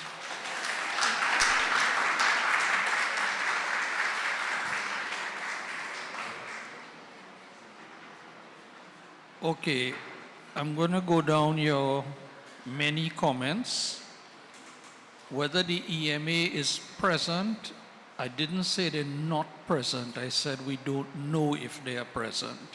The EMA has in the past been represented at meetings like this without identifying themselves. And the reason is very simple. If somebody were to stand up at this meeting and say, I am from the EMA, the result will be that they will face a level of hostility simply because they represent the EMA. So I said I don't know whether the EMA is represented.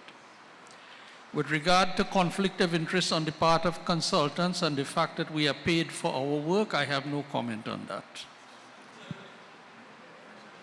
The value of the land and the financial analysis, which apparently you have done, that sort of financial analysis was not part of the scope of this EIA, and therefore we were not required to do that sort of analysis. Your comment that sediment plumes have never been seen at Rocky Point. In fact, during the dry season, although there were no well-defined sediment plumes, there were some measurable levels of sediment in the water. With respect to better mitigation measures for sediment control, my only response to that is, as the project goes into the design phase, there will be a requirement for strengthening all the mitigation measures as part of the design. We have presented mitigation measures that are available for the project. But when you go into final design, all those mitigation measures will have to be strengthened. So we accept your point that there's a need to improve some of the mitigation measures. With regard to a specialized contractor on the site, I would leave it for the client to comment on that. The need for third-party monitoring, I responded to that previously on this side. And the question of coliforms, one of the reasons why the transport of sewage off this site to the existing oxidation ponds has to do with controlling the release of coliforms. If you have an on-site sewage treatment plant, or even if you have on-site septic tanks, there is the possibility of discharging coliforms into the waters around the site. If you move the sewage to the oxidation ponds, the discharge will not be into the area around the site. Now, obviously you're going to ask me, so is it better to discharge coliform somewhere else than here? The fact of the matter is that the oxidation ponds will probably do a more efficient job in removing coliforms than an on-site sewage treatment plant. That has been the experience throughout Trinidad and throughout Tobago. So I think I've answered the questions I jotted down, and don't know, I'll pass it on to you to talk about the specialized contractor to build the project. Well, I can't comment about that now because I don't know if we have a project. But certainly the intention is to do everything that we have committed to do. And if that requires a specialized contractor to do certain things within the job, we will do that because it will redound to the long-term benefit of the project. So we're not afraid of that. But I'm learning here too. If the young gentleman wants a job, let him give me a call to help advise on the job. You know, so a lot of this is Latin to me, but certainly we will employ professionals to advise us properly and to make sure we, if we get the approval, to advise us properly of how best to implement everything that we promised to do. We don't have the answers now. We've shown you all pictures of what we conceptually would like to do after the EMA approval, town and country approval. The project may be completely different. It may be half the size. It may be, I don't know. Because at the present time, the journey for approvals has now started. This is the first level of approval that we have to go through before we even submit a town and country. So discussing project and how big and how small and how many townhouses and how many bungalows right now is a moot point because we really don't know. We obviously as investors, what we're showing up there is what we would like to do, maximize. Every investor likes to maximize and make no apologies about that. The question is whether or not between the EMA, town and country, and whoever else have to give these, THA, whoever else have to give these approvals, what we will end up getting. So I am with you. If we need a specialist contractor to do that work, I will be more than happy to find one and to get it done if that's what is required. On the issue of the money, let's talk about that outside. And let me tell you the facts of life.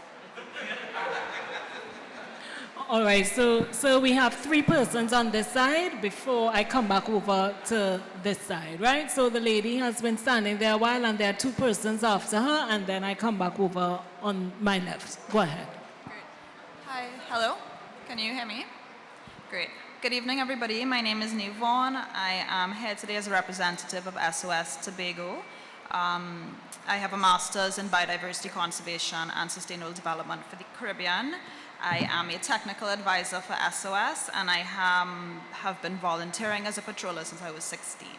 I am also, on a personal note, from Pleasant Prospect. I grew up on Back Bay. This beach is my backyard. Back to SOS. SOS Tobago is deeply concerned about the potential impacts of vegetation removal at this site, particularly the native man-chenille trees. These trees are very ecologically important. They provide habitat, stabilize the shoreline, and protect against erosion and runoff into the marine environment, which is also home to resident juvenile green and hawksbill turtles, threatened coral species, and important fisheries. The trees' shade also maintains sand temperatures for incubating turtle nests. Endangered hawksbills nest in the tree line, and leatherbacks nest on the shaded sandy berm dunes, which stay shaded by the vegetation. Removing or disturbing these trees from the backshore, slope, and plateau could therefore have direct negative impacts on these critically endangered species, as well as threatened reef species, the wider marine life, and the integrity of the coastline itself.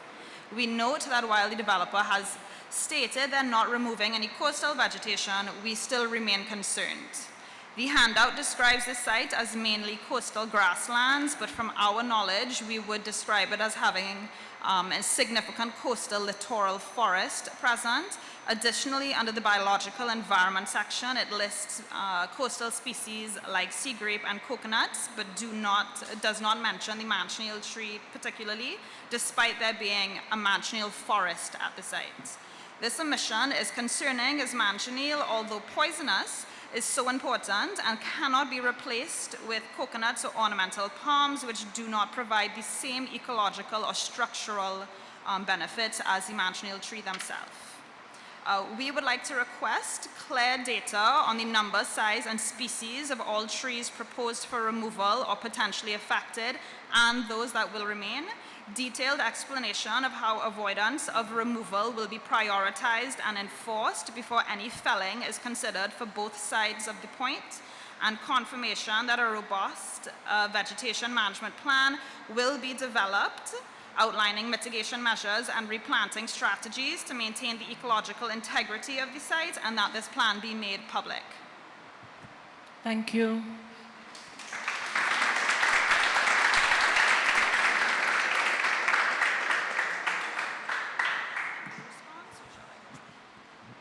Okay, I understand your concerns. I accept your concerns. At the present time, and I'm not talking about on the site itself, the main site, I'm talking on the vegetation fronting the two beaches on both sides. There is no proposal at this time, especially on the Little Back Bay side, to be removing vegetation behind the dunes or in front of the dunes. But your recommendation for a vegetation management plan is an excellent one that we will strongly recommend to the client, not as part of the EIA, but going forward. Okay, Okay?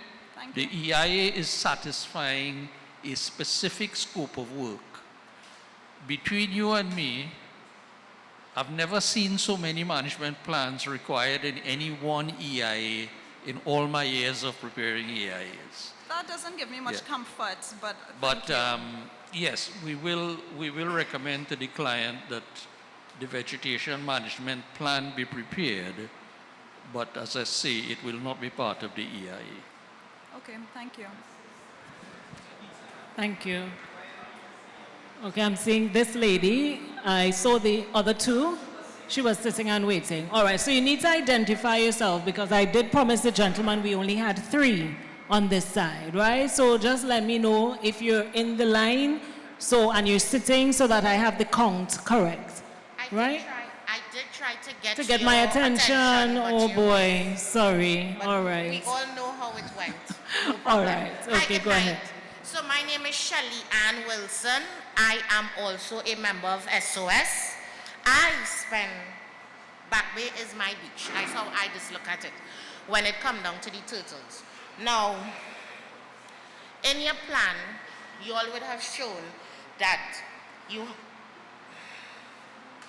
rely heavily on tint treatment, low wattage bulbs, motion sensors, and asking guests to keep curtains closed.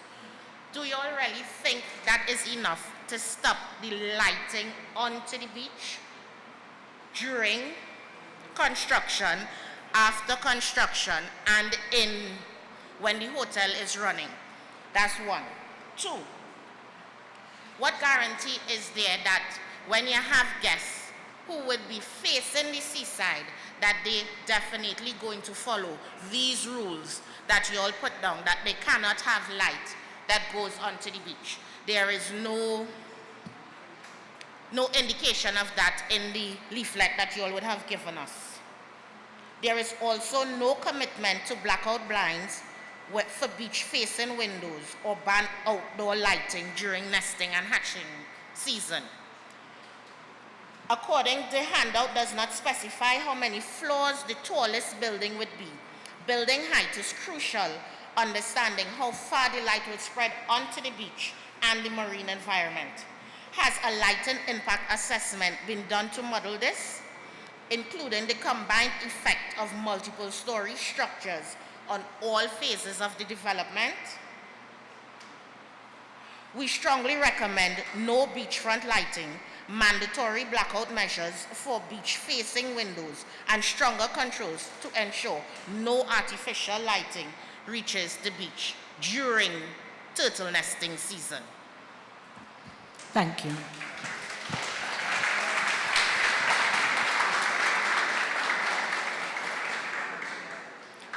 Okay, when you see the full EIA, you will see the analysis that was done in terms of the height, the maximum height of the hotel, we have recommended that no structure be more than 2 stories high.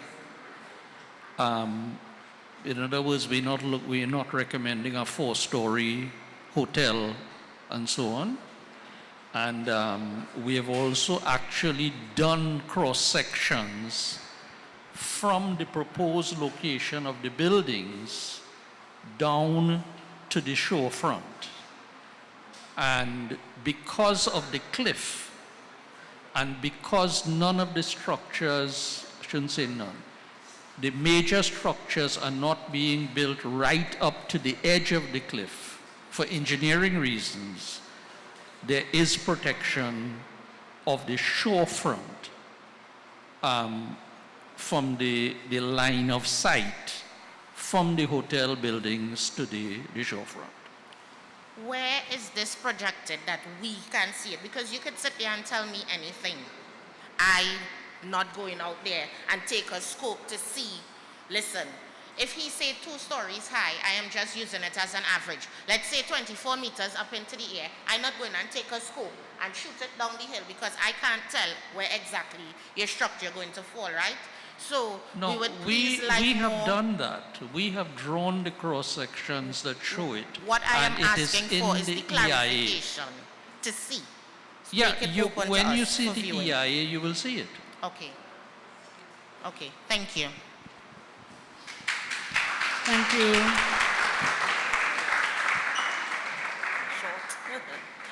Hi, blessed good evening, one and all. My name is Alison Thomas. I live at Black Rock.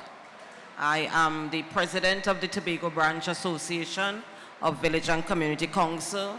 I am also the vice president on the national branch in Trinidad, the voice for the Tobago people. I am the public relation officer of Lambo Village, and I am also the secretary of the Tobago Unified Fisherfolk Association. And tonight, I'm just Alison Thomas. Thank you, everyone. Now, question. While Rocky Point is not formally listed as a national trust of Trinidad and Tobago, Section 8 of the National Trust of Trinidad and Tobago, under the Act number 11 of 1991, which was amended in 1999, I think, right, states that the trust is established for, among other things, listing and acquiring such property of interest as the trust considered appropriate, and according research into the property of the interest. Has the developer yourself engaged the National Trust for a primary assessment given on that Rocky Point, known to us as a heritage site? Next question. They're short but they're sweet. Have any of the surveys that you all have done, did a ground penetration radar, a test pitting, been undertaken to identify potential buried artifacts? If so, when was it done? If you have any findings, have it been documented or given to the National Trust for the consideration of Tobago and its heritage of its people? I'm nearly done. Simple. Realistically now, what detailed census and economic assessment has been conducted to quantify the number of local small vendors currently occupying Rocky Point right now? I ain't see nothing there. I see delinquent and dropout and all the yada yada, right? What specific legal binding or transparent compensation package or alternative livelihood opportunities will be offered to these vendors if the current operation and disruption or displacement of this project is going to hamper on them who's selling all the little sweets and the chow and the whatnot? How will this project ensure the vendors are compensated or cooperated into the project while it's ongoing, because we don't want you to take food out of somebody's mouth when a little was coming in. All right, and that's it. I will wait for the Thank you, EMA to Ms. come Thomas. Okay. Thank you, Ms. Thomas.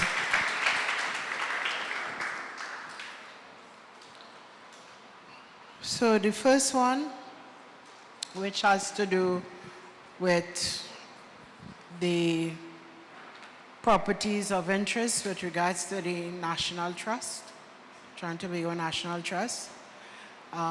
Rocky Point Foundation made an application to the trust for the trust to be cited on the list, the official list, and that is in trail right now. They are processing that application, as far as I know, and I don't think you have heard. Yeah. Huh? You're in. Yes. So it is, as far as I know, and we'll try to get that update to ensure. Yeah. You're registered. That is, yes. So the one that is, so it is registered as is cited, but to get that special status, it's still in process. So yes, an assessment was done, an initial assessment was done.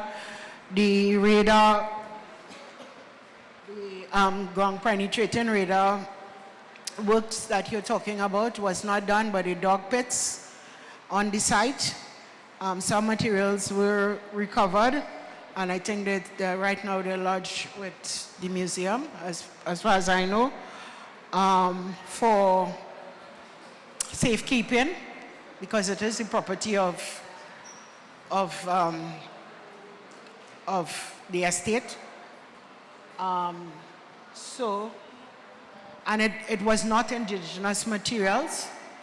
It was materials that probably was associated with the fort. So I think they found up some bottles and some other materials like of that era. Not sure exactly the assessment. It has not gone further to know exactly what the materials were.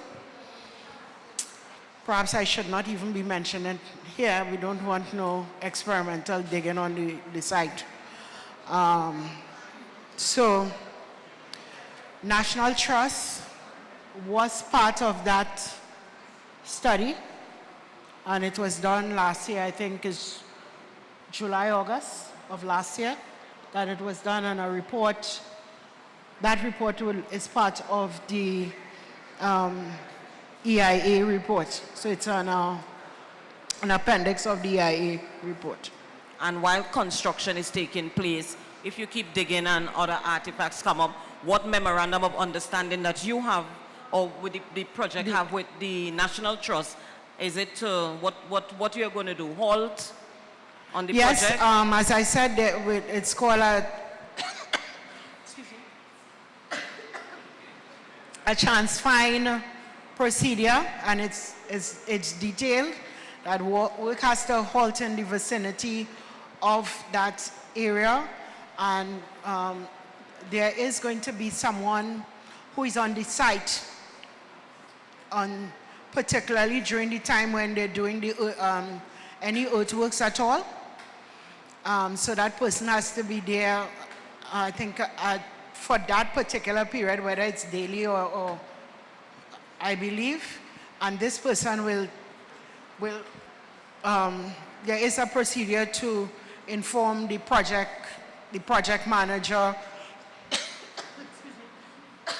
who will now inform the construction manager, who will inform the project manager, who will inform National Trust and the museum here in Tobago about what is happening. So it's detailed already. Thank you very much. Thank you.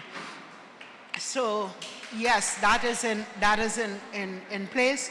With regards to the vendors that you're speaking of, the vendors, as far as in our study, we did not we did not count any vendors that is in front of the site. They are closer, they are in front of the Mount Irving beach facilities.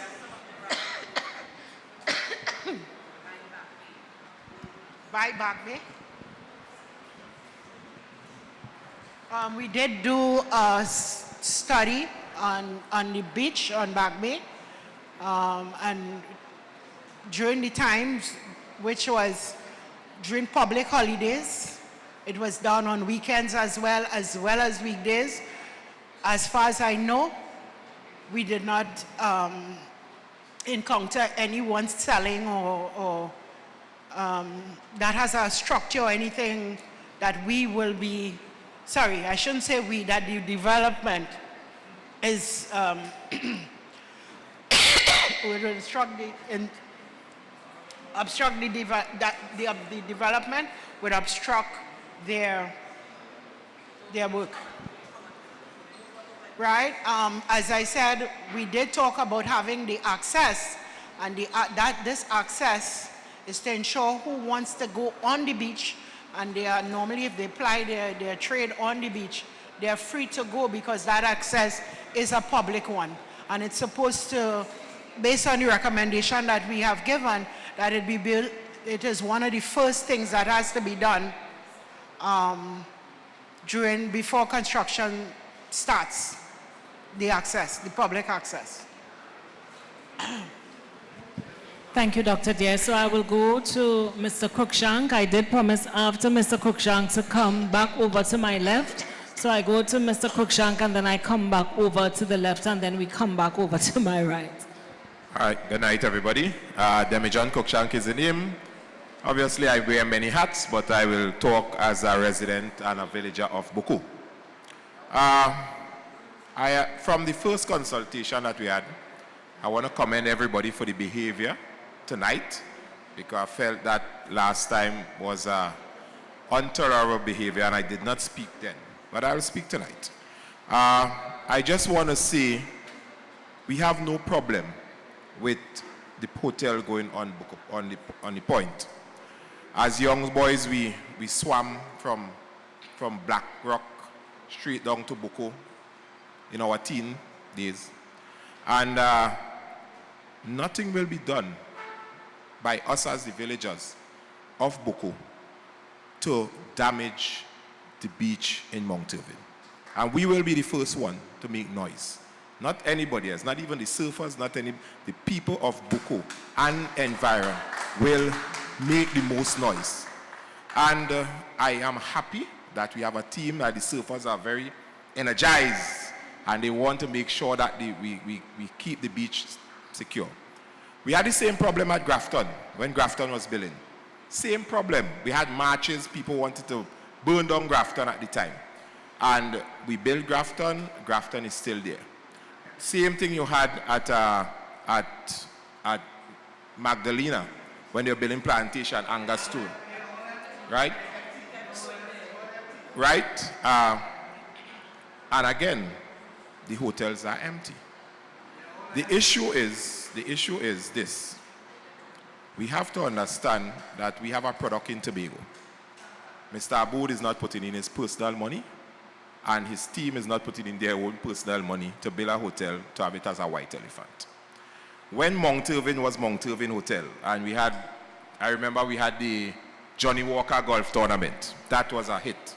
Because every young man from Buku dream was to work in Mount Irving Hotel. That was our passion. We had a war between Bethel, because the Bethel fellas felt they were better caddies on the golf course than the Buku guys, and was a good rivalry in those days. We used to surf in Mount Irving, not on surfboards, but on calabash trees, the bark. We used to think, I think Derek would know about that, and Kevin would have known about that as a young boy in his days, right? That is years ago. So I'm just saying, we want the hotel to be successful. Because if the hotel is successful, we understand the ripple effect that will happen on the economy of Tobago, and especially, and I've been selfish, between Buku and Mount Irving. I've been selfish. We first, anybody else after, right? And to the team, to the developers, Mr. Aboud and your team, we'll say we will support you, but obviously there are serious concerns about the environment. And I think everybody is concerned about that, and we need to follow the path, we have to follow the guidelines, and we will support as villagers and people from Buku who want to see the hotel. And that now will breathe some life into Mount Irving. It most likely will breathe some life into Grafton and Magdalena. And we would like to support the program. But obviously, there are some concerns, right? Oh, well, yes, we would love to have it in Buku Golden Grove, right? But that will be another bacchanal. So,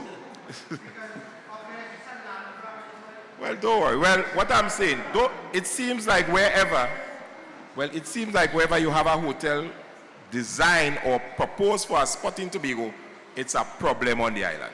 I'm saying we have a hotel site, we're going to start that, and then we'll have probably 1 or 2 more hotels that we'll look. But follow, because since, I'm very serious, sir. Since the last consultation, I took some trips and I went to Grenada. And I looked at what the La Son's hotel was doing. I look at what Six Senses is doing. I look at what Royston Hotel is doing and how they treated with waste. And I think we could look at some of what they are doing if we want to look at, because they have the same type of environment. And they are catching bigger fishes than us in their water. And I must say that we have to not just say no to something, but let us go and do the research and come back and say, here, this is a recommendation. And that is all I have to say from the villagers of Buku. Thank you, Mr. Cruikshank. Good evening. My name is Joe Henry. I'm here as a resident of Tobago. I just want to say that the concern that we are raising with respect to water and the treatment of effluent, etc., is a serious concern. Now, I have what I consider to be, I'm not a representative of WASA, I'm here as a resident. The transmission of the effluent in whatever form from the hotel site to the waste stabilization ponds is of great concern to me. Whereas I think it could be done properly, I am aware of examples, other places in the island where the transmission has failed miserably. And that is of concern to me. One of the things I would like you to consider, I know that you said that you took away the sewage treatment from the site and wanted to use a lift station to get it to the stabilization ponds in Salmon Grove. I'd like you to consider as an alternative to put the treatment plant or a treatment plant on the site, but you transmit the effluent in the manner in which you have just described, using a lift station to get it to the waste. It may sound like a duplication, but I think that is something is absolutely necessary. And I just want to say to my fellow Tobagonians and the people who reside in Tobago, the perfect is the enemy of the good. Someone smarter than me said that. Thank you, Mr. Henry. Yes, sir, go ahead.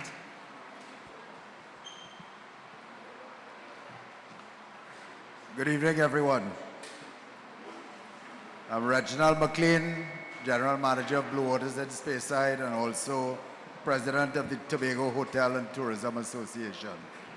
So tonight I'm speaking from two sides. Firstly, I would like to congratulate Mr. Aboud and his team for looking to Tobago to look to put something here that could possibly help our island and bring in all the necessary foreign currency, etc., etc. So I know some of you may not like what I'm going to say, but I have to look at it from all sides. There are a few things that we at the association believe that this project needs to do, besides all what has been spoken about so far, to ensure that if this project goes forward, that it goes forward on the right foot to help everybody in this island and also in Trinidad to boost our economy. One, access to the beach for all. That has to be number one. Preservation of all artifacts from the Latvians on the site to ensure that everyone has free, safe, and easy access. For the how do you say it? Monk? The monk preservation. Number three, all grey water, raw sewage must be disposed of properly. Good. Can't read my handwriting. Going to the Salmon Grove water stabilization ponds. The lift station and storage tanks that they have to put at the site must have backup pumps, power, etc. to ensure that spillage does not occur. So a mention was just made as having another sewage treatment plant there. It needs to be proper storage that has excess capacity. Grease traps for the fats, oils, and grease must be, I can't read my handwriting. Anyway, we have to make sure that that is properly disposed of, because I can tell you from being a contractor for many, many years, we've gone into systems where the grease in there, even from houses, blocks up the entire system. All storm water, roof water, all runoff from the property must be taken care of properly, even into the temporary underground holding tanks if you have to put them in. So a lot of developers, what they do is they use temporary holding They use temporary underground holding tanks, so that might be something that you want to look at, especially for a lot of the roof area where you get this going down. You may also want to, some of these tanks, what they do is they pump them out over a period of time so that tomorrow's rain will not overflow the tanks. Now, I'm bringing this up because it's an alternative as well, but at the same time, some people use these tanks as their water tanks. I'm talking about a separate thing, so it's something that Mr. Aboud can look at. Nothing is to be constructed into the actual coastal area or within the sea area that will in any way affect the marine environment. And this has to be guaranteed forever. We can't say 20 years down the line that we're going to build a breakwater out there that is going to change what happens at the sea, especially where the surfers and all that are concerned. So somewhere along the line, that has to be put into there for perpetuity. All, number 5, last point on this. All statutory requirements must be satisfactorily met from all of the environmental and other regulatory organizations. So before anything could go ahead, this needs to be met, right? Our organization is not one to keep back progress of the island. We want to make sure that everything goes forward and that all people in Tobago are catered to, and the spill-off is going to be that Trinidad is going to enjoy part of this as well. So bearing the above in mind, And as per what was previously stated by the THTA, the association will support this project as long as the criteria stated above is fully met. So we have to make sure that all these criteria are met. Our country at present is a gas and oil economy. We all know that the gas and oil economy is in failure mode. We still have a lot of gas and oil, but we are going down, right? So let us now look at a bright side. We have tourism. We can grow tourism. Let us make tourism the fuel of the new fuel of our economy. Let us take tourism forward. The foreign exchange is going to come in, but we must do it properly. Thank you. Thank you, Mr. McCain. Dr. Sammy will respond. I'll surprise you by saying that your comments are very easy to answer. The access to the beach for all is a commitment that has already been made, and ways of doing that are included in the EIA.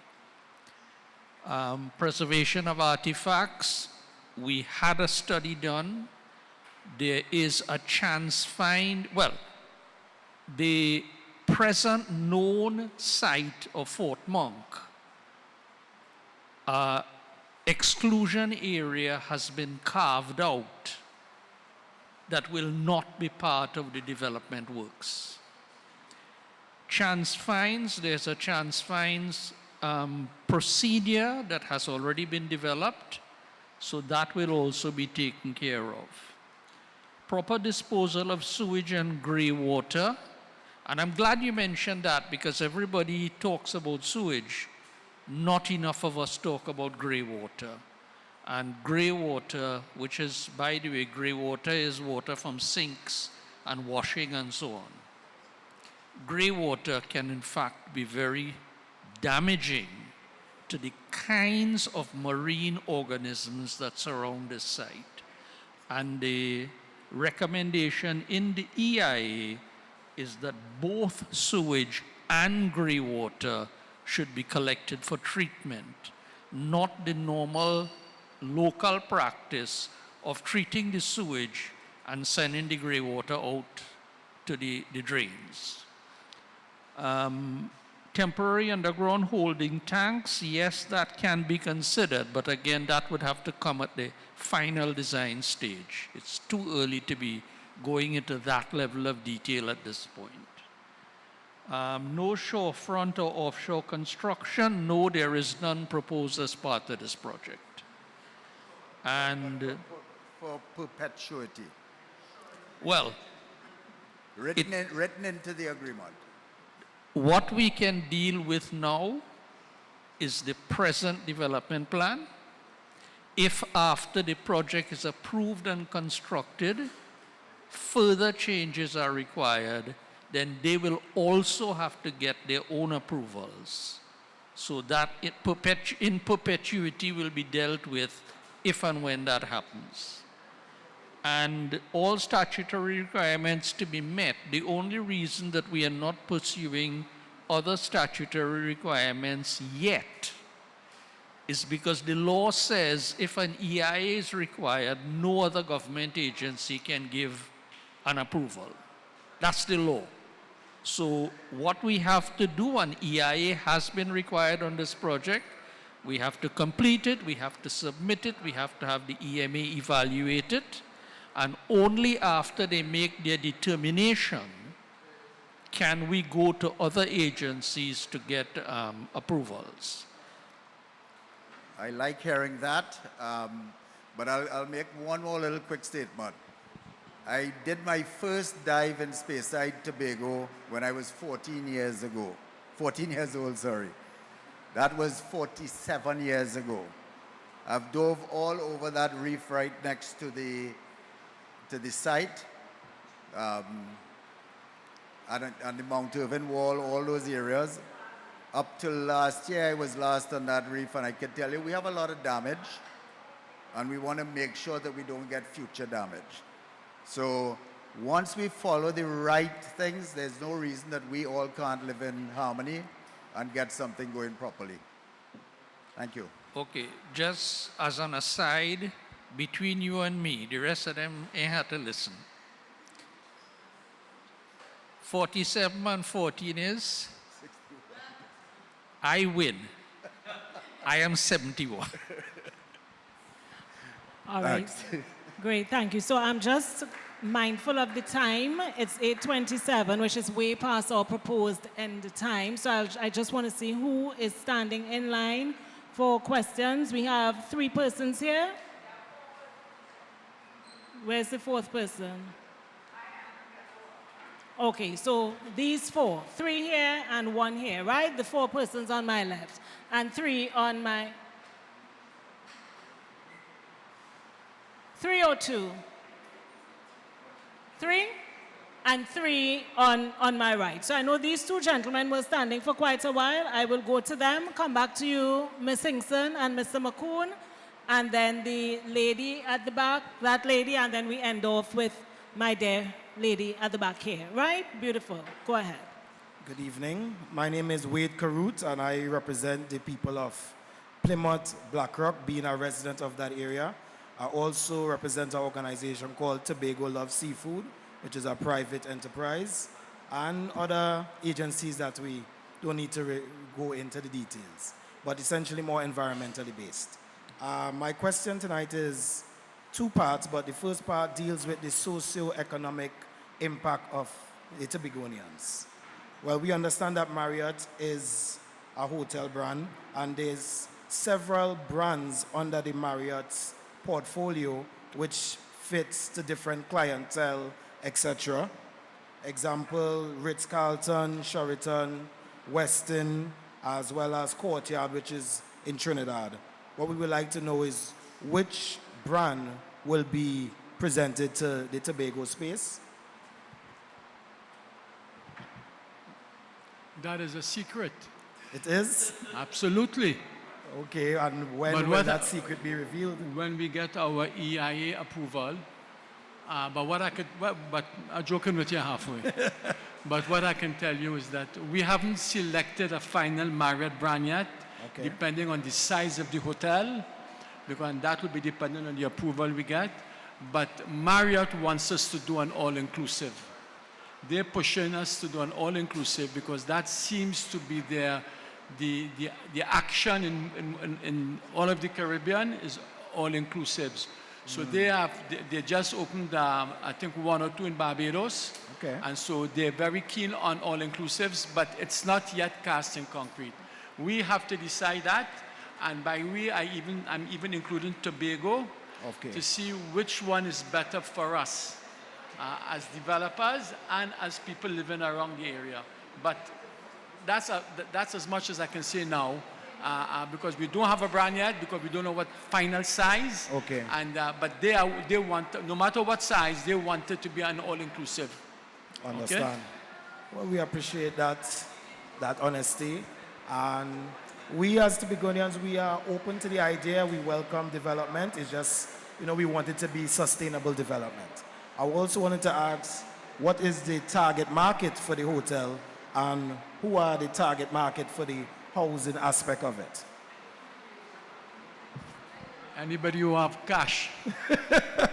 Ideally. Anybody who have, obviously the target market will be North America and Europe. I mean, that's the market that the entire Caribbean caters to. And of course, Trinidad. And again, the same thing, the townhouses or the villas, the market, we're going to market it internationally. But we have to see how the Tobago thing work out with the ownership business. Right, And so we don't know. I can't give you more than that because I don't know more than that. Okay, well, thank you very much. And this next aspect is more dealing with the fish population and so on. There will be habitat, there will be pros and cons, of course, of the project. There will be habitat disruption, water pollution, damage to the coral reef, and changes to coastal dynamics. What possible impact of the fish population and fish species which nurse in these areas and was not factored into the study? What are the possible impacts on this, on these species? Okay, the approach we have taken is not to analyze the effects, the worst case effects, but instead to find ways of minimizing the worst case.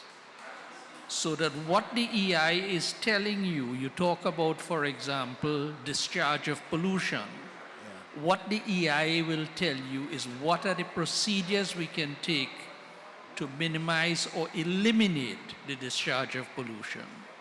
So to talk about the effects of the fish if all the worst things happen, that was not the approach we took. Okay, and what studies will be done to measure the impact that it will have on the fishermen of the local fishing villages, Plymouth, Blackrock, Boko, etc.? That's a social question. We, as Dr. Sammy said, we did speak with the different groups. They had concerns, but those concerns again was with the fish, different fish species. Yes. So that's on Dr. Sammy's side of things. And therefore the mitigation measures that they would have had in the biophysical aspect of the EIA, that those things were considered. However, from an economic point of view, there were recommendations, of course. Sorry, let me just interject, Dr. Deare. Gentlemen at the back, the noise levels are rising and the acoustics aren't very great, so you're really competing with what's happening at the front. Yeah. Thank you. That it was measured and it was taken as a positive impact if they're able to supply fish, the fresh fish that would be required by the hotel. Okay. However, it is important for fishers to work as a group. So it's more their associations or a group of fishers coming together to form a cooperative type system, so that if one cannot produce, the others, you know, so that it's not a one-on-one that I will, you as a fisher, a person who fish will supply. It has to be a group. Because of the large amount. Yes, because the hotel will only deal with groups. Okay. And that came out at the business forum that was held. Okay. All right? Thank you very much. Yeah. Thank you, Mr. Carruth. So I go to Mr. Williams and then Ms. Hinkson and Mr. McCoon. Good night, everyone. My name is Curtis Williams. I'm the chairman of the Tobago Division of the Trinidad and Tobago Chamber of Industry and Commerce. I just want to share with the developer that the chamber fully endorsed this project, and we're happy that you can bring your funds to Tobago and spend it here. I know it's Trinidad and Tobago funds, it's local money, so you did mention that you will give us the opportunity for investors. So I think I want to hold you to that we still want shares.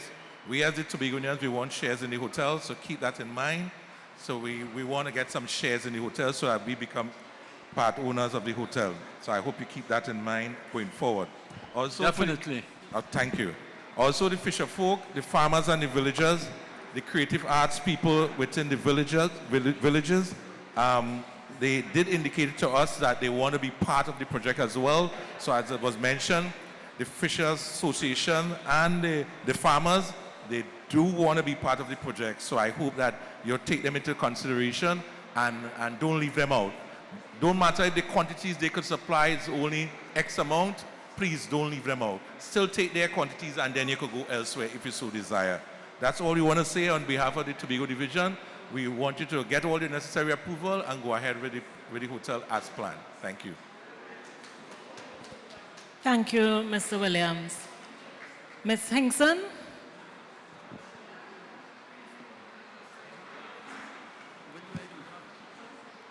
Is this good? Is that good? Yeah. Okay, so Margaret Hinkson, Tobago Heritage Conservation Society, a lifelong historian and a tourism professional, now retired. And I am 77, so I beat you. And this air condition has given me some brain freeze, so I might be a little slow, but I want to be quick. I was also concerned about the kind of... Sorry, Ms. Hinkson, again, I'm asking you very kindly to be mindful of what's happening at the front so that everybody could hear. Thank you. Yeah, I was also concerned that we were in a meeting to talk about a hotel, but we weren't hearing anything about the hotel. So I'm glad for the points that were just raised, and I want to endorse what he said. Marriott is only a name of a brand. There are, let me see, they say they have a portfolio of 34 kinds of properties. Some are all-inclusive, some are residence, some are business, some are budget resorts, some are luxury, premium, select, mid-scale, long-stay residences. Which kind of Marriott are we talking about? Because not all of them would get the endorsement, I think, of the public. Certainly a gated community, all-inclusive, I think is going to be a little bit of a hard sell. And is it a franchise or are they managing it? So those are the questions that I had to ask about which type of Marriott. But really my input tonight has to do with Fort Monk because I am a historian. Fort Monk is just 11 years short of being 400 years old at that site.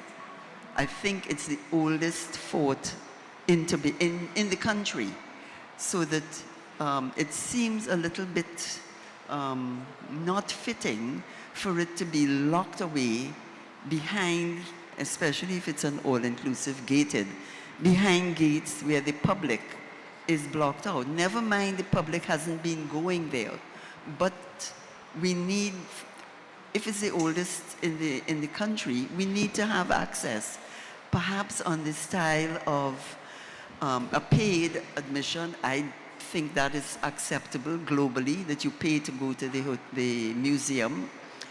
But archaeology is about middens and prehistory.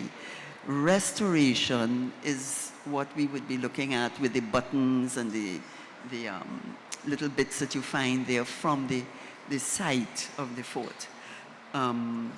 The Tobago Heritage Conservation Society is in Tobago, and I think, I know they're not listed on for the people that you've consulted, but they are in Buku, and I think they would be welcome. They would be interested in being part of this. And then I have, the access to the public. That was my other thing. I'm seeing controlled access, I'm seeing security guards, I'm seeing schools and division of health, what's the division of schools? But I'm not seeing where the public is going to be able to access the site, and maybe as it's off the track, the footpath on the side, maybe that's how it can be built in as an area where the public can access pretty easily, even a paid access, but without being blocked. So the only other 2 points I want to make, we didn't talk about the hotel plans, but I know in the document there's talk of beach volleyball. Beach volleyball requires a 26-foot wide court. I don't know that the beach down there will be able to access volleyball to provide volleyball without blocking the beach for the rest of the public to use, unless the idea is that the public can also use the beach volleyball facilities and amenities. I would like to suggest the turtle watching platforms be also accommodate the Save Our Sea Turtles organization so that they can be accommodated there as a public service to the public, because this is the beach for the turtles and the village. So SOS is here somewhere, and they could probably say what they would like to have as a facility. And the surfers, instead of doing beach volleyball, why don't you provide for the surfers? Accommodate the surfers instead of doing beach volleyball. Just an idea, just a suggestion. Okay, thank you. Thank you, Ms. Simpson. Couple of points. I don't think that beach volleyball is a fundamental part of this project. Okay, I just got it in the documents that I saw. Yeah, I know. It is Yeah. mentioned as something that can be done. Right, okay. But the Little Back Bay, it really doesn't lend itself It doesn't. to beach volleyball. No, The I shape of agree. the bay and Yeah. so on. Yeah. But I want to talk a little bit about Fort Monk, and I'm going to make the statement that is going to cause people to not like me. Oh, Lord. Oh, Lord. Fort Monk will be better protected with this project than it is today. I agree with you, yeah. When we were hired to work this site for the EIA, we got all excited about Fort Monk. And everybody in our office wanted to go and see Fort Monk. So we sent a couple of our scientists to take some pictures so everybody in the office could see it. Fort Monk was under 6 to 8 feet of bush. Yeah. Right? Of rubbish, yeah. So Yeah. I know people don't like to hear it, but the fact of the matter is Fort Monk is of interest to many people only because of this project. And those same people had no interest in protecting Fort Monk until they heard about this project and decided to object to the project. I say confidently tonight, Fort Monk will be better protected with this project than it has been before this project. I agree with you. Excuse me, folks, I have to go now. I have a flight to catch, and I don't want to miss it. So you all will forgive me. So, okay? Oh, yeah. Oh, sorry, I said I'm asking for an excuse. I have a flight to catch. So please excuse me. I have to There's a leave flight now. at 11 o'clock. Okay, so thank you very much, though, for coming. All right, thank you. There's a flight at 11 o'clock. Thank you, Mr. Aboud. Okay, so Mr. McCoon, and then I go to the young lady here, and I come back here, and then come back there, right? Mr. McCoon, very quickly. Right, good evening, everybody. Sean McCoon, Director, Environment, Tobago. I just wanted to make a recommendation because I didn't see anything come up on the screen or in the action plan along with the deliverables, the socio-economic contributions and objectives. I didn't see anything pertaining specifically to clean or renewable energy. I think it's something you should take into consideration. It's the way the world and the direction the world is going. It also has the potential, it has immense potential to create a new market of jobs when you have young people and people in the fence line communities trained to outfit, to operate, to repair, and to ensure that these mechanisms, which can be plugged in as an application in the running and operationalizing of the hotel, whichever model or brand can be or will be.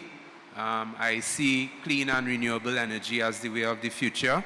It's also something that would help on all fronts for Tobago to show and demonstrate that we are moving in keeping with the Sustainable Development Goals, one, And two, that we are leading the charge nationally where renewable energy resource applications are concerned. So I would solar power, even wind energy, which Rocky Point is rich in wind, and also perhaps some rainwater harvesting operations or applications. Right. Thank you.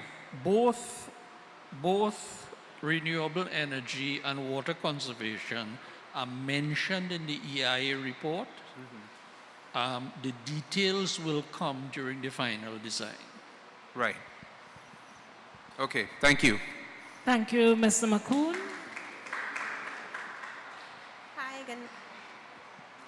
It's on. Just go close it. You should be fine. It's on. Hi, good night. My name is Samantha Cruikshank, and I'm here representing Glen Eagles Nest.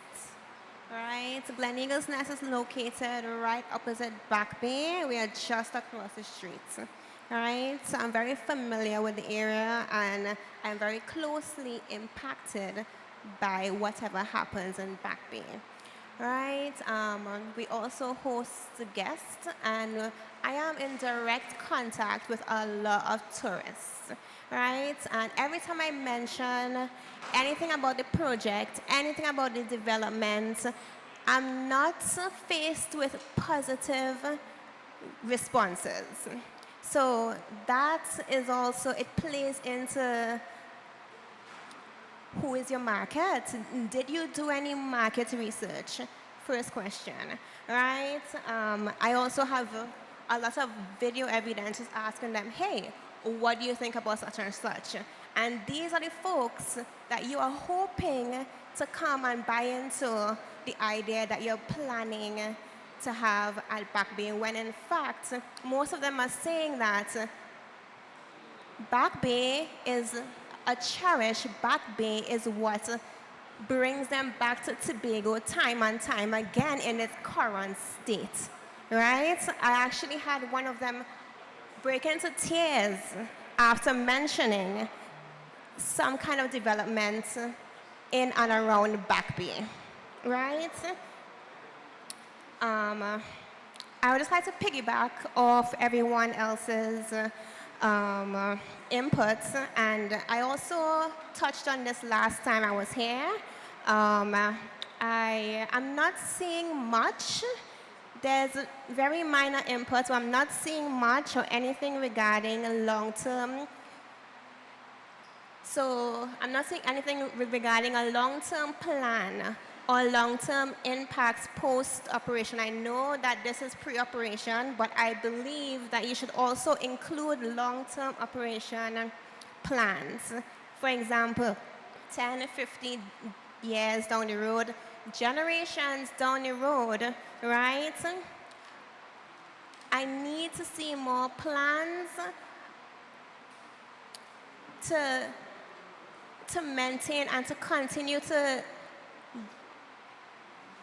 maintain and enforce continued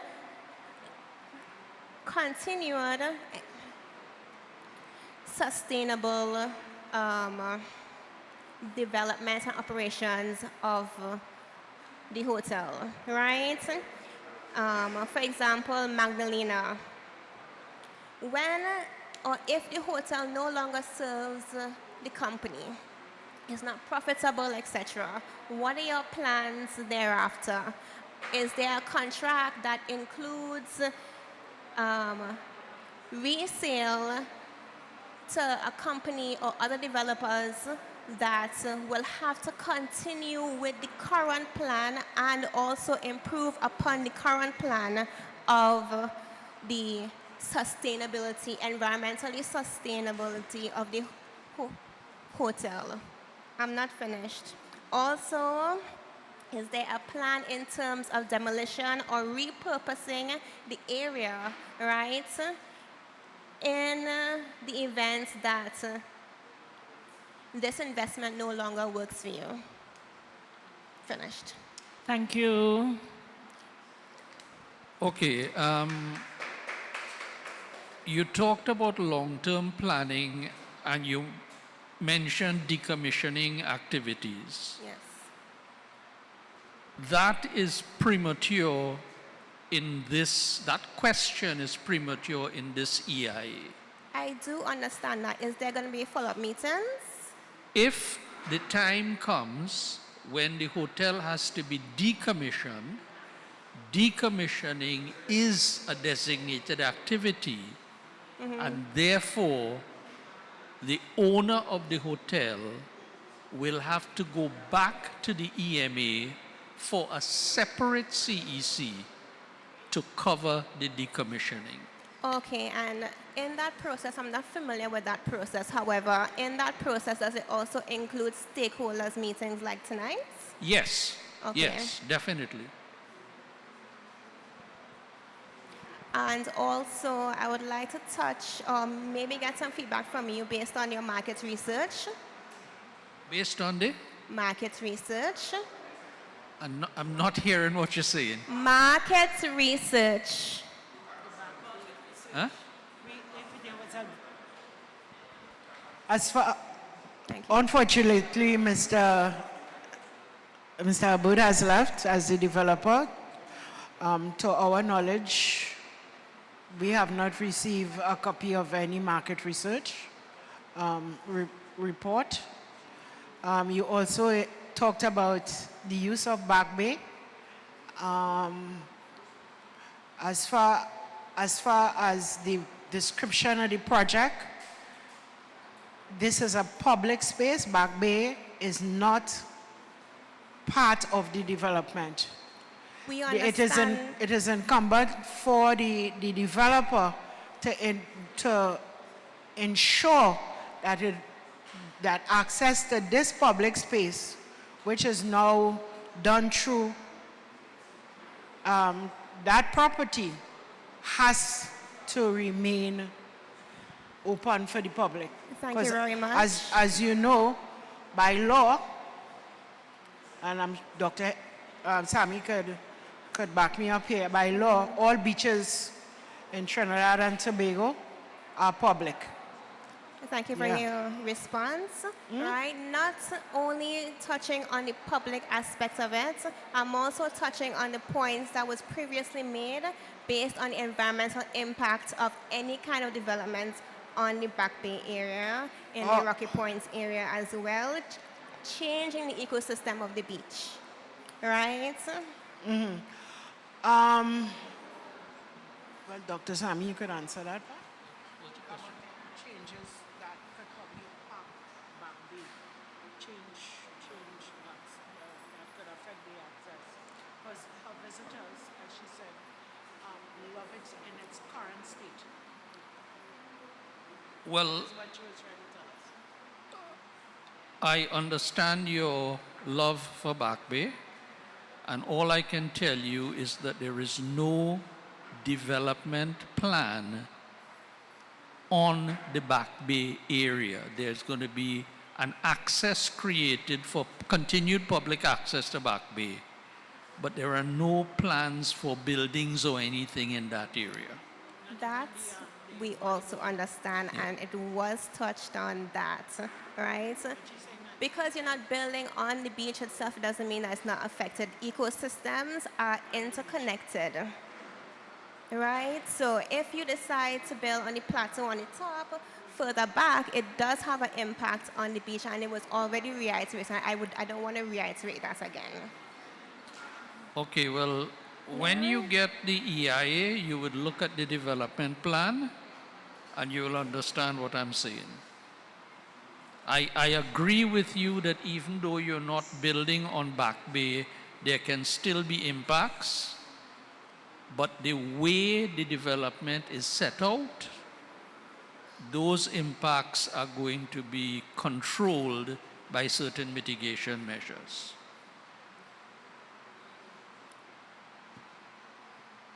Okay, I understand. And I would just like to say I hope that you take everything into consideration regarding the actual structure, right, of the hotel if it does go through, all right, if it's approved. Thank you. All right, thank you. So we're going to take the last two contributors. I did promise we're going to end by the last two contributors.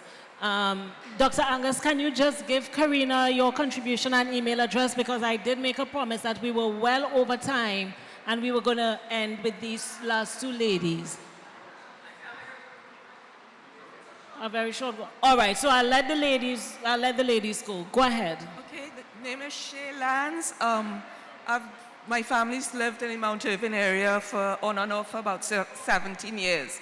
So we are directly opposite the proposed site. Just a couple of things. Under the information handout, noise phase 3, prohibit any noise generating activity during turtle nesting. I'm assuming that's turtle nesting season. Okay, and could that be made clear? It's for the entire season, right? I was a little surprised to hear that the survey only found a few lizards, etc., when they were doing the fauna assessment. Because in the past month, I've seen squirrels, agouti,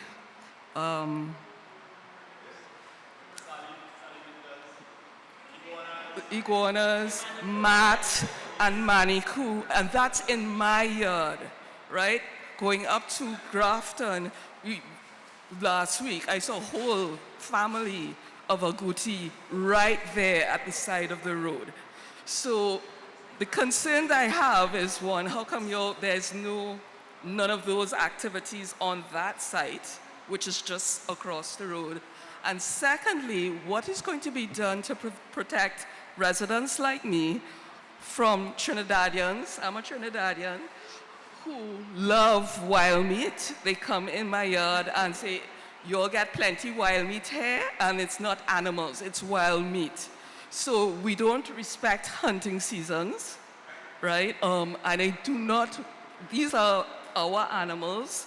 I like to enjoy them alive, right? Rather than having them in my yard chasing down whatever animal they want. So what are you going to do to protect those creatures from, the Trinis that will be coming? And lastly, I know this is coming after you get your EIA, but what is the grievance redress mechanism going to look like? And can we see that before this project is approved? Because I'd really like to see how we can address things without going to court. And I like the idea that somebody had suggested about bonds, because that is something that I think would be a great benefit to the residents, especially during the construction period. Thank you. Thank you.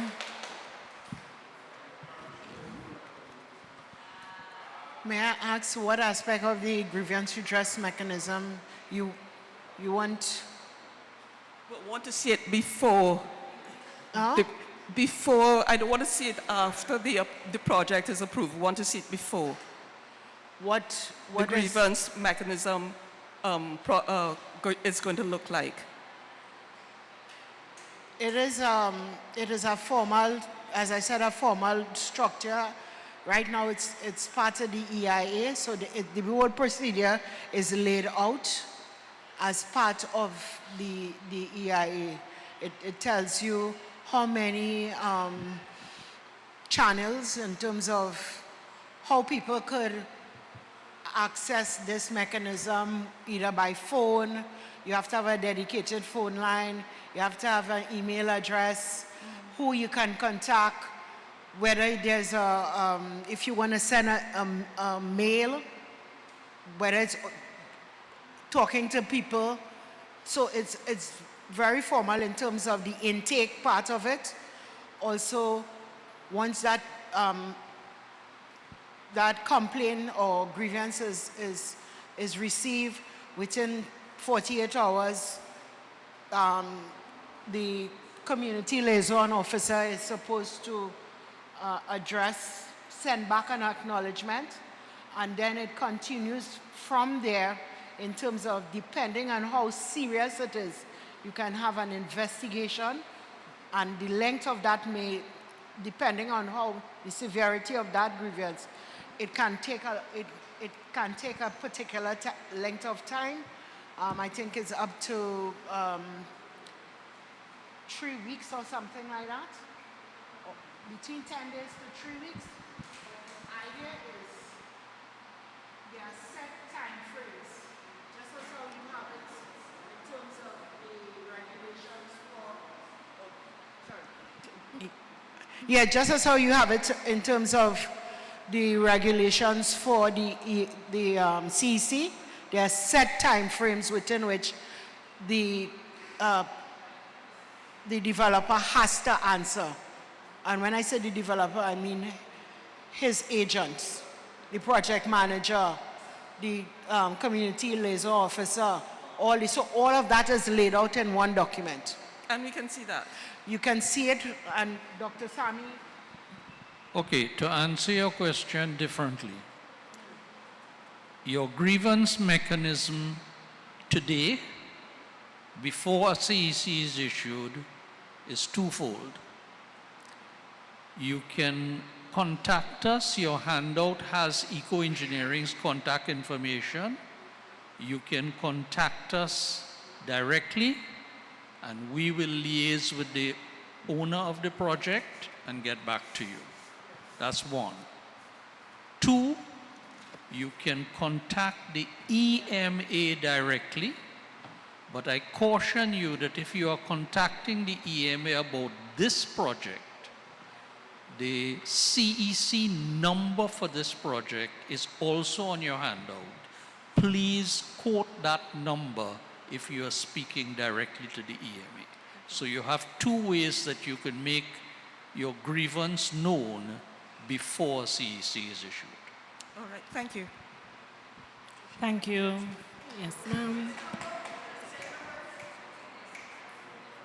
Dr. Sammy, what's the number? The number.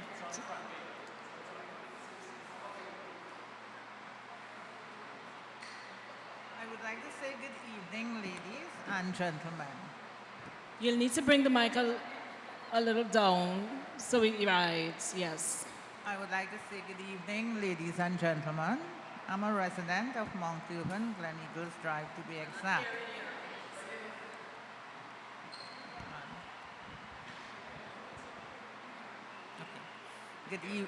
Good evening, ladies and gentlemen.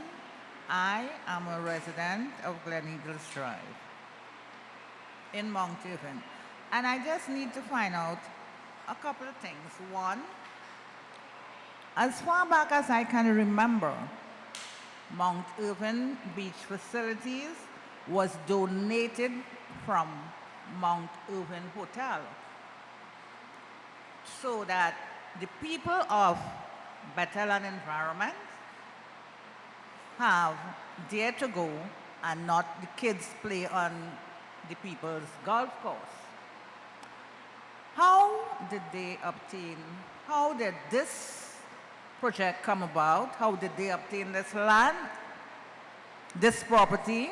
One, and two, Tobago is a very beautiful place. It is God's last paradise on this earth we have here. We've got lots of hotels in this same Tobago here that, how to say it, need to be restored. Why build new when you have already got that you can restore? Why not restore those? Why not restore? We have Annisville, we have Sanctuary, going to the country. We have a lot that needs to be restored. We have hotels at the moment that's operating that do not have customers, do not have tourism. Why destroy something that could bring recognition to Tobago? Why destroy Rocky Point, where Rocky Point could bring a lot, because people don't realize this. Surfing is an international sport. One, it has also become an Olympic sport. Why do that? Why don't you go to Annisville and these other places? Why destroy our little environment where we find a little peace and a little quiet? Thank you.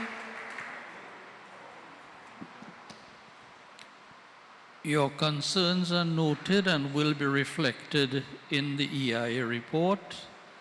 In terms of how the land was obtained, unfortunately, the person who could answer that question has unfortunately had to leave the meeting.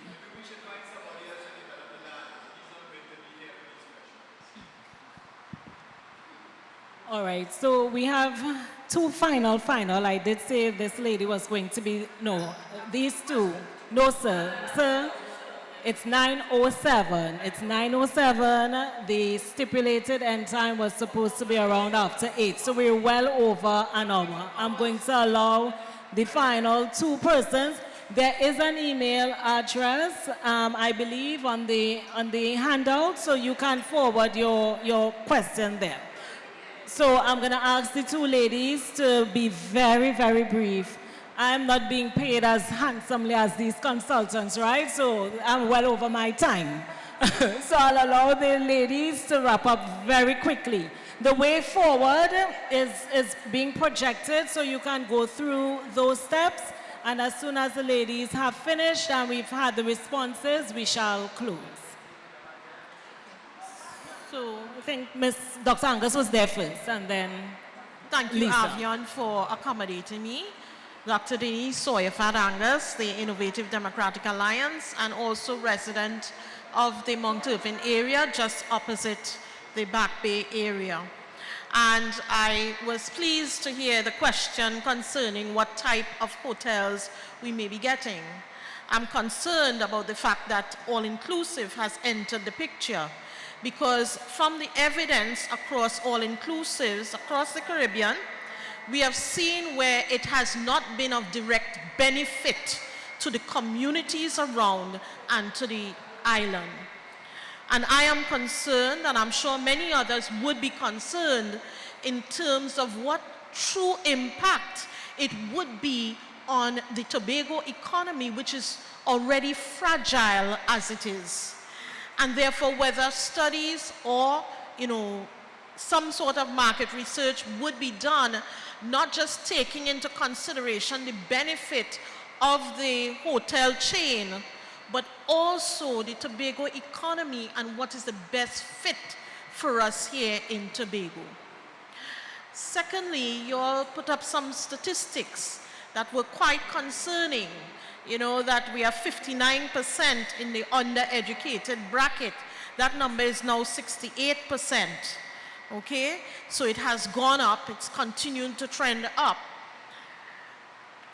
You're talking about bringing first-class hotels. Yes? What are we putting in place to ensure that our Tobagonian brothers and sisters can have meaningful job opportunities given the statistics that you've read out? Because I know that, it's going to be a challenge. It's going to be quite an investment to turn some of that around.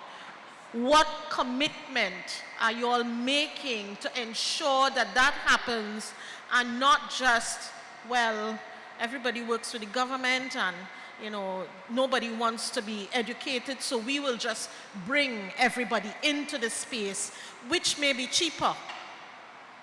But at the end of the day, it really does not benefit the Tobago people. Thank you, Dr. Angus.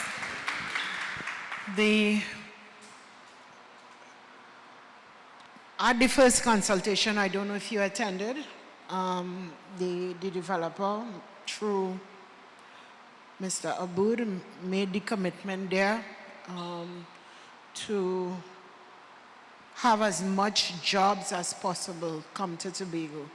He focused a bit, not more on construction, where the jobs were short-term, but he focused on the operation side where the jobs could be more long-term.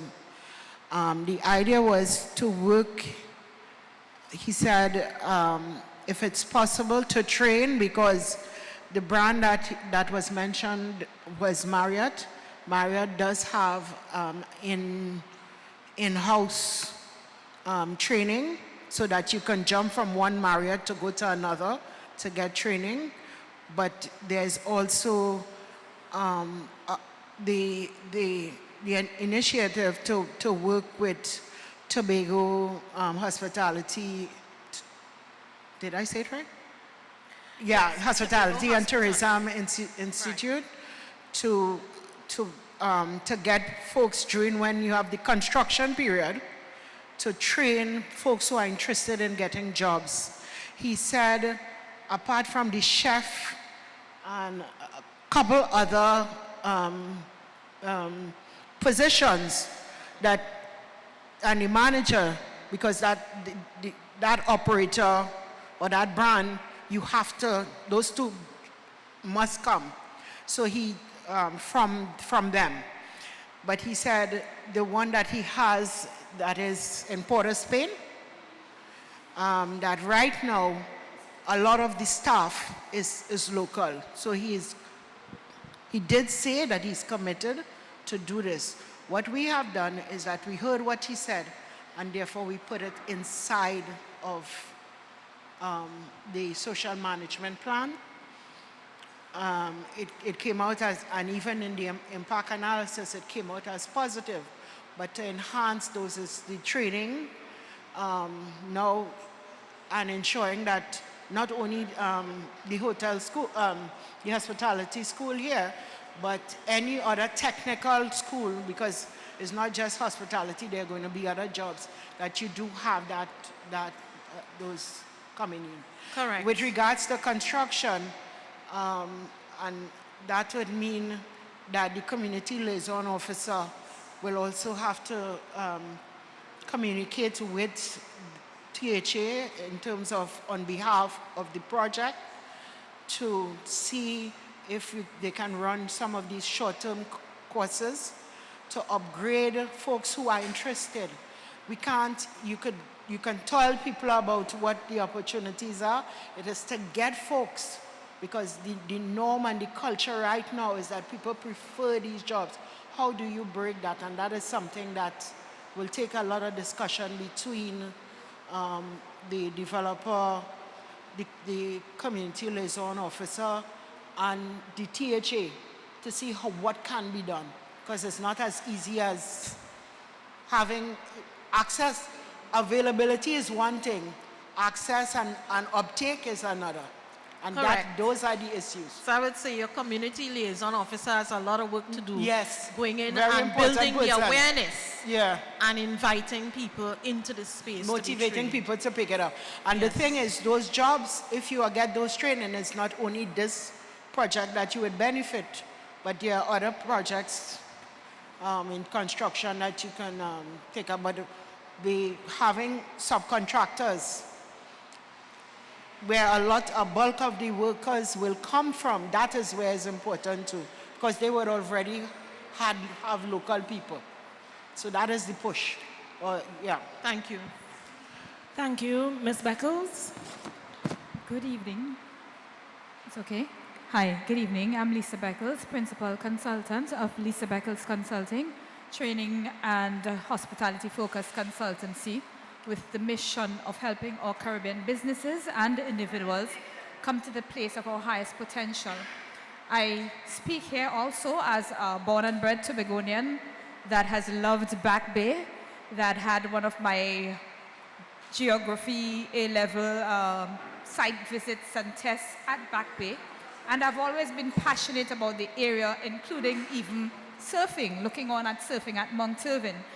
And as a result, I've been concerned about any environmental impacts of this project, but I would note from coming here this evening, listening to the various contributions, and just hearing what not only the developer, his representative, has presented, as well as what other people from the ground have presented, I am here with a positive feeling that together we'll be able to see the manifestation of a project that is at the end of the day sustainable in terms of not only the impact on the land, but even in terms of the community. So my question came down to the page 7 of this document with the description of the socio-economic environment. I just needed to know what were the source documents that you're referring to with some of the statistics that I see here that are quite concerning. I saw mention of the national census of 2011, but then some of the other statements made were not cited, and I'm just interested in those citations, please, even as I commend you all for this exercise and wish you the best with this project. Thank you, Ms. Beckles. All right,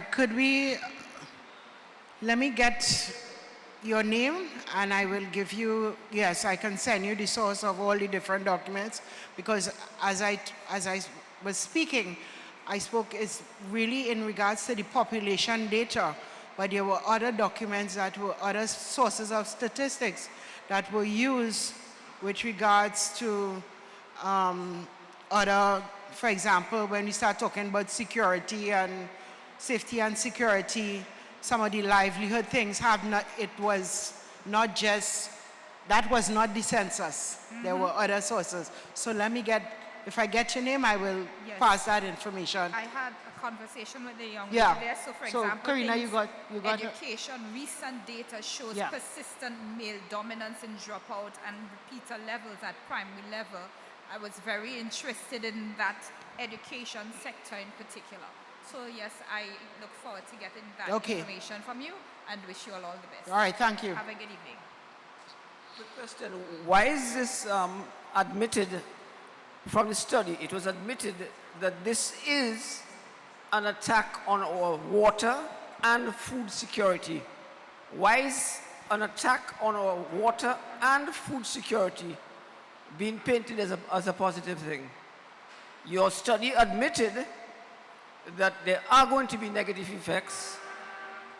There's no mention about the chlorine from the pools being washed out into the thing, which is backwashed and into the reef. It's going to destroy it. It's a marine reserve. The marine reserve extends all the way up there. And it is a nursery right around. I snorkel there all the while. Every morning I take the help that, with the patriarchs and matriarchs of Tobago. There are about 200 members of the Tobago Aqua Joggers. Where are we going to go now? Nobody will want to go and do the exercise in people's effluent. All the reef is going to be destroyed. Your study admitted that the current is driving straight from there, going straight down into the remainder of the nursery, which is the Buku Reef and the mangrove. The water circulates straight from there and goes straight down into the mangrove, circulates through the thing, and it's going to kill everything over there. Okay? So that's on our food security also. So this business about promoting fish and so on, no, this is going to destroy the fisheries, because this is a nursery of the fishery in Tobago. And then it is admitted that the water is already 1 to 2 days of water per week. That's an attack on our food and our water security. So I didn't see any proposal for a desalination plant. Where are they going to get the water? Where is the extra water going to come from? And it's creating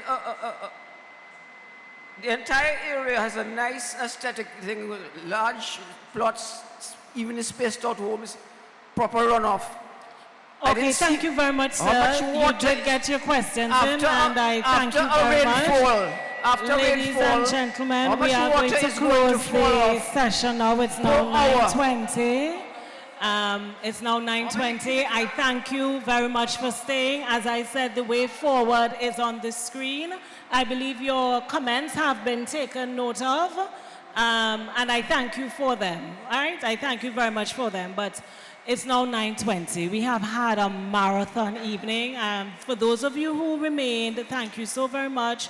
Thank you for your contributions. As the Master of Ceremonies, I encourage you to stay close to the project and to ask the hard questions. Have a very blessed night and get home safely. And please have refreshments as you leave.